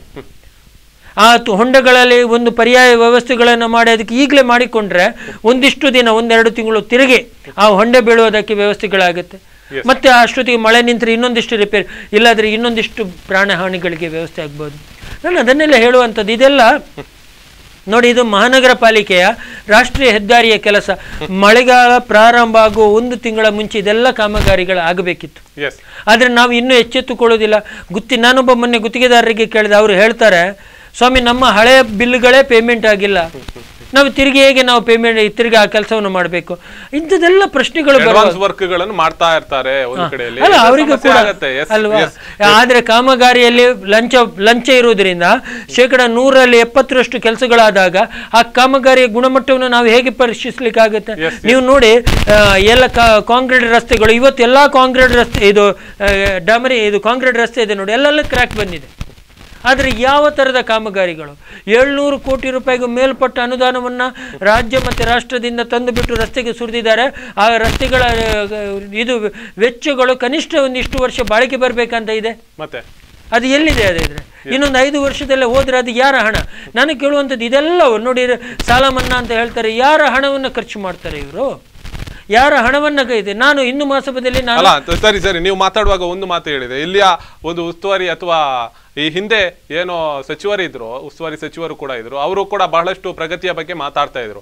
ಆದ್ರೆ ಈಗ ಅವರು ಎಲ್ವಾ ಇದ್ದಾರಾ ಅನ್ನುವಂಥ ಸ್ಥಿತಿಯಲ್ಲಿ ಇದ್ದಾರೆ. ಎಸ್, ಅದು ಒಂದು ಕಡೆಯಲ್ಲ. ಆದ್ರೆ ಇನ್ನೊಂದು ಕಡೆಯಲ್ಲಿ ನಾವು ಗಮನಿಸಬೇಕಾದಂತ ಮುಖ್ಯ ಅಂಶ ಏನಂದ್ರೆ, ಇಲ್ಲಿಯ ಪ್ರಗತಿ ಕಾರ್ಯಗಳು ಪ್ರಗತಿಯಾಗಿದೆ ಅಂತ ಹೇಳಿದ್ರು. ಈಗ ನಿನ್ನೆ 100 ಕೋಟಿ ನಷ್ಟ ಆಗಿದೆ ಅನ್ನುವಂಥ ಒಂದು ಪತ್ರಿಕೆ ಪ್ರಕಟಣೆಯಲ್ಲೂ ನಾವು ಗಮನಿಸಬಹುದು. ಒಂದು ಸಂಜೆಯ ಒಂದು ಪತ್ರಿಕೆಯಲ್ಲಿ ಗಮನಿಸಿರುವಂತಹ ಅಂಶವೂ ಕೂಡ 100 ಕೋಟಿ ನಷ್ಟ ಆಗಿದೆ ದಕ್ಷಿಣ ಕನ್ನಡ ಜಿಲ್ಲೆಯಲ್ಲಿ ಅನ್ನುವಂಥದ್ದು. ಅಲ್ಲ, ಇಲ್ಲಿ ಕೇವಲ 100 ಕೋಟಿ ಎಂಬುದಕ್ಕೆ ನನಗೆ ಗೊತ್ತಿಲ್ಲ. ನಾನೊಂದು ಆಂಗ್ಲ ಮಾಧ್ಯಮ ಪತ್ರಿಕೆಯಲ್ಲಿ ಮತ್ತು ಕನ್ನಡ ಪತ್ರಿಕೆಯಲ್ಲಿ, ಆಂಗ್ಲ ಮತ್ತು ಇದು ಇಂಗ್ಲೀಷ್ ಪತ್ರಿಕೆ ಮತ್ತು ಇದರೊಳಗೆ ನಾನು ನೋಡಿದೆ. ಇಂಗ್ಲೀಷ್ ಪತ್ರಿಕೆಯಲ್ಲಿ ನಿಯರ್ಲಿ 35 to 40 crores ಅಂತ ಕೊಟ್ಟಿದ್ರು, ಕನ್ನಡದಲ್ಲಿ 25ರಿಂದ 30 ಅದೇನೋ ಕೊಟ್ಟಿದ್ರು. ಅದು ಯಾವುದು ಸರಿ ಯಾವುದು ತಪ್ಪು ಮುಖ್ಯ ಅಲ್ಲ, ಅಂತೂ ಕೋಟ್ಯಾಂತರ ರೂಪಾಯಿ ಲಾಸ್ ಆಗಿದೆ ಮಂಗಳೂರು ದಕ್ಷಿಣ ಕನ್ನಡಕ್ಕೆ, ಅದರೊಳಗೆ ವಿಶೇಷವಾಗಿ ಮಂಗಳೂರಿಗೆ. ಪರಶುರಾಮನ ಸೃಷ್ಟಿಯಲ್ಲಿ ಎಲ್ಲದಕ್ಕಿಂತ ಇನ್ನೊಂದು ಮುಖ್ಯವಾಗಿ ನಮ್ಮ ಅಜ್ಜಂದಿರು ಇವತ್ತು ನೆನ್ಪು ಮಾಡ್ತಾರೆ, ಎಲ್ಲೋ ಕೂಡ ಕುತ್ಕೊಂಡು ಹೇಳ್ತಾರೆ ಪರಶುರಾಮನ ಸೃಷ್ಟಿ ಯಾವತ್ತೂ ಮುಳುಗೋದಿಲ್ಲ ಸರ್ ನೋಡಿ. ಆದ್ರೆ ಈಗ ಮಂಗಳೂರು ಮುಳುಗುವಾಗ ಎಲ್ರು ಕೇಳುವವರು ನಿಮ್ಮ ಊರು ಮುಳುಗಿದೆ ಅಂತೆ ಮಾರೆ, ಮಂಗಳೂರು ಮುಳುಗಿದೆ ಅಂತ ಅಂದ್ರೆ ಬೇರೆ ಪ್ರದೇಶಗಳು ಮುಳುಗಿದಿರುವಂತದ್ದು ಅನುಭವಕ್ಕಿದೆ, ಆದ್ರೆ ಮಂಗಳೂರು ಇದ್ರ ಮೊದಲಿಗೆ ಇಂಥ ಸ್ಥಿತಿ ಬಂತ ಅನ್ನುವಂಥದ್ದು. ಅಲ್ಲ, ನಾನು ನಿಮಗೆ ನೋಡಿ, ಇವತ್ತು ಆಸ್ತಿ ಹೋದ್ರೆ ನಾಳೆ ಸಂಪಾದನೆ ಮಾಡಬಹುದು, ಪ್ರಾಣಹಾನಿ ಆಯ್ತಲ್ಲ ಸ್ವಾಮಿ, ಆ ಮಗು ಹೋಯ್ತಲ್ಲ, ಇದನ್ನು ಕೊಡೋದಕ್ಕೆ ಈ ಮಹಾನಗರ ಪಾಲಿಕೆ ಅವರಿಗೆ ತಯಾರಿದ್ದೀರಾ ಅಥವಾ DC ಕೊಡಕ್ ತಯಾರಿದೆಯಾ, ಅಥವಾ ಇವತ್ತಿನ ಆಯ್ಕೆಯಾದ ಜನಪ್ರತಿನಿಧಿಗಳು ಯಾರು ಹೊಣೆ? ಇದಕ್ಕೆ ಉತ್ತರ ಅವ್ರನ್ನ ಆಯ್ಕೆ ಮಾಡಿ ಕೊಟ್ಟಂತ ಜನಪ್ರತಿನಿಧಿ ಮತದಾರರು ಕೊಡಬೇಕು. ಒಂದು ಕಡೆಯಲ್ಲಿ ಪ್ರಕೃತಿ ಮುನಿದಿದೆ ಅಂತ ಹೇಳ್ತಾರೆ, ಆದ್ರೆ ಜಾರಿಕೊಳ್ಳುವಂತ ವ್ಯವಸ್ಥೆಗಳನ್ನು ಮಾಡ್ತಾ ಇದ್ದಾರೆ. ನಾನು ಖಂಡಿತ ಹೇಳ್ತೇನೆ, ಪ್ರಕೃತಿ ಮುನಿದಿಲ್ಲ ಸ್ವಾಮಿ. ಮಳೆ ಬರುವುದು ದಕ್ಷಿಣ ಕನ್ನಡದಲ್ಲಿ ಸಹಜವಾಗಿರುವಂತದ್ದು. ನಿಮ್ಮ ವ್ಯವಸ್ಥೆಗಳು ಇನ್ನು ಆವಾಗ ಅದು ನೋಡಿ, ಮೇ ಎಂಡಿಗೆ ಬಂದಿರೋದು. ಯಾವತ್ತೂ ಹೇಳುತ್ತೆ ಚಂಡಮಾರುತ ವ್ಯವಸ್ಥೆ ಇದೆ ಸ್ವಾಮಿ. ನಾನು ಕೇಳೋದು, ಜಿಲ್ಲಾಡಳಿತ ಮಲಗಿದೆಯಾ? ಸಂಸದರು ಮಲಗಿದ್ರಾ? ಶಾಸಕರು ಮಲಗಿದಾರಾ? ಸ್ಥಳೀಯ ಕಾರ್ಪೊರೇಟರ್ ಮಲಗಿದ್ದಾರಾ? ಏನ್ ಮಾಡ್ತಾ ಇದ್ರು ಸ್ವಾಮಿ? ನೀವು ನಿಮ್ಮ ಏರಿಯಾದ, ನಿಮ್ಮ ವಾರ್ಡಿನ ಅಥವಾ ನಿಮ್ಮ ಕ್ಷೇತ್ರದ ಚರಂಡಿಗಳು, ಒಳಚರಂಡಿಗಳು ಎಲ್ಲವನ್ನ ಸರಿಯಾದ ವ್ಯವಸ್ಥೆಯಲ್ಲಿ ಇಟ್ಟಿದ್ದೀರಾ? ನೀರು ಸರಾಗವಾಗಿ ಹರಿದು ಹೋಗ್ಲಿಕ್ಕೆ ವ್ಯವಸ್ಥೆಗಳಿತ್ತ? ನಾವು ಪ್ರತಿ ಸಲವೂ ನಾವೇ ಎಚ್ಚರಿಕೆ ಕೊಡಬೇಕಾ? ನಾನು ಮೊನ್ನೆ ಹೇಳಿದೆ, ನಿಮ್ಗೆ ಗೊತ್ತಿರ್ಬೋದು, ಇದೇ ಕಾರ್ಯಕ್ರಮದಲ್ಲಿ ಎಲ್ಲೋ ಒಂದು ಕಡೆಯಲ್ಲಿ ಹೇಳುವಾಗ ಹೇಳಿದೆ ನಾನು, ಇನ್ನು ಸ್ವಲ್ಪ ಸಮಯದಲ್ಲಿ ಮಳೆ ಬರುತ್ತೆ ಸ್ವಾಮಿ, ನೀವು ಚರಂಡಿ ಒಳಚರಂಡಿಗಳನ್ನು ವ್ಯವಸ್ಥಿತವಾಗಿ ಇಡಿ. ನಿಮ್ಗೆ ಗೊತ್ತಿರ್ಬೋದು ಪ್ರಾಯಶಃ. ಆದ್ರೆ ಅದನ್ನು ಯಾರಿಗಾದ್ರೂ ನಾವು ಇಲ್ಲಿ ಮಾತಾಡ್ತೇವೆ, ನಾವು ಹೋಗ್ತೀವಿ, ನೋಡೋದು ಬಿಡೋದು ಅಷ್ಟೇ ಅನ್ನುವಂಥದ್ದು. ಹಾಗೆ ಆಗಿದೆ ನಮ್ಮ. ಬಹಳಷ್ಟು ವಿಚಾರಗಳನ್ನು ಧರ್ಮೇಂದ್ರ ಅವರೇ ಹಂಚಿಕೊಂಡ್ರಿ ಕಾರ್ಯಕ್ರಮಕ್ಕೆ ಬಂದಕ್ಕೆ ಧನ್ಯವಾದಗಳು. ನಮಸ್ತೆ. ವೀಕ್ಷಕರೇ, ಈಗಾಗಲೇ ಗಮನಿಸಿದ್ವಿ, ಬಹಳಷ್ಟು ವಿಚಾರಗಳನ್ನು ಕೂಡ ಮಾತಾಡಿದ್ವಿ. ಈ ಚರ್ಚೆಯಲ್ಲಿ ಮುಖ್ಯವಾಗಿ ಇರುವಂತಹ ಅಂಶಗಳು ಏನಾದ್ರೆ, ಮುಂದಿನ ದಿನಗಳಲ್ಲಿ ಮಳೆಗಾಲ ಶುರು ಆಗತ್ತೆ. ಆ ಸಂದರ್ಭದಲ್ಲಿ ಮತ್ತೆ ಯಾವುದೇ ಒಂದು ಪ್ರಕೃತಿ ಮುನಿಯುವಂಥದ್ದು ಪ್ರಕ್ರಿಯೆ ಆಗದಿರಲಿ. ಈ ಹಿಂದೆ ನಡೆದಿರುವಂತ 4 ದಿವಸದ ಹಿಂದೆ ನಡೆದಿರುವಂತ ಪ್ರಕೃತಿ ವಿಕೋಪ ಅಂತ ಏನು ಹೇಳ್ತಾ ಇದ್ದಾರೆ, ಇಲ್ಲಿ ನಡೆದಂತ ಅಸಮರ್ಪಕವಾದಂತ ಚರಂಡಿ ವ್ಯವಸ್ಥೆಗಳು, ಚರಂಡಿಯ ರಾಜಕಾಲುವೆಯಲ್ಲೇ ಒಂದಷ್ಟು ವಸತಿ ಸಮುಚ್ಚಯಗಳು ತಲೆ ಎತ್ತಿರುವಂಥದ್ದು, ಇದೆಲ್ಲವೂ ಕಬಳಿಕೆಯಿಂದ ಈ ಪರಿಸ್ಥಿತಿ ಇದೀಗ ಬೆಂಗಳೂರಿನಂತೆ ಮಂಗಳೂರು ಆಗ್ತಾ ಇದೆ ಅನ್ನುವಂಥ ಬಹಳಷ್ಟು ಜನರ ಕೂಡ ಆರೋಪ. ಅದಕ್ಕೆ ಸಾಕ್ಷಿ ಆಗ್ತಾ ಇರುವಂತ ಈ ಒಂದು ಕರಾವಳಿ ತತ್ತರಿಸಿದಂತ ಮಳೆರಾಯನ ಒಂದು ಆರ್ಭಟಕ್ಕೆ ಇದೆಲ್ಲವನ್ನು ನೋಡ್ತಾ ಇದ್ದಾಗ ಗಮನಿಸ್ತದೆ. ಆದ್ರೆ ತದನಂತರ ಈಗಿನ ದಿನಗಳಲ್ಲಿ ಆ ಎಲ್ಲಾ ಕಾರ್ಯಗಳು ಅಥವಾ ಎಲ್ಲೂ ಕೂಡ ಅಸಮರ್ಪಕವಾದಂತ ಕಾಮಗಾರಿ ಆಗಿದೆ, ಚರಂಡಿಗಳ ಹೂಳೆತ್ತುವಂತ ಕೆಲಸಗಳು ಆಗ್ತಾ ಇದೆಯಾ ಅನ್ನುವಂಥದ್ದು ಕೂಡ ಗಮನಿಸ್ತಾ ಇದ್ದೀವಿ ನಾವು. ನಮ್ಮ ವಾಹಿನಿಯು ಕೂಡ ಅದರ ಬೆನ್ನತ್ತಿ ಹೋಗುತ್ತೆ. ಯಾಕಂದ್ರೆ ಮುಂದಿನ ದಿನಗಳಲ್ಲಿ ಯಾವ ರೀತಿಯ ವ್ಯವಸ್ಥೆಗಳು ಸಾಮಾಜಿಕವಾಗಿ ಅಥವಾ ಆ ಚಿಂತನೆಗಳನ್ನು ಇಟ್ಕೊಂಡು ಎಲ್ಲಾದ್ರೂ ಮಾಡ್ತಾ ಇದ್ದಾರಾ, ಮಾಡುವುದಿಲ್ವಾ ಅನ್ನುವಂಥದ್ದು ಕೂಡ ಗಮನಿಸುವಂಥದ್ದು. ಯಾಕಂದ್ರೆ ಮಳೆಗಾಲ ಬರ್ತಾ ಇದೆ, ಮುಂದಿನ ದಿನಗಳಲ್ಲಿ ಇಂಥ ಒಂದು ಸ್ಥಿತಿ ಬರದಿರಲಿ ಅಂತ ಹೇಳ್ತಾ ಈ ಕಾರ್ಯಕ್ರಮವನ್ನು ಮುಗಿಸ್ತಾ ಇದ್ದೇನೆ. ಸುದ್ದಿ ಮಾಹಿತಿ ಮನರಂಜನೆ ನೋಡ್ತಾ ಇರಿ ಸ್ಪಂದನ.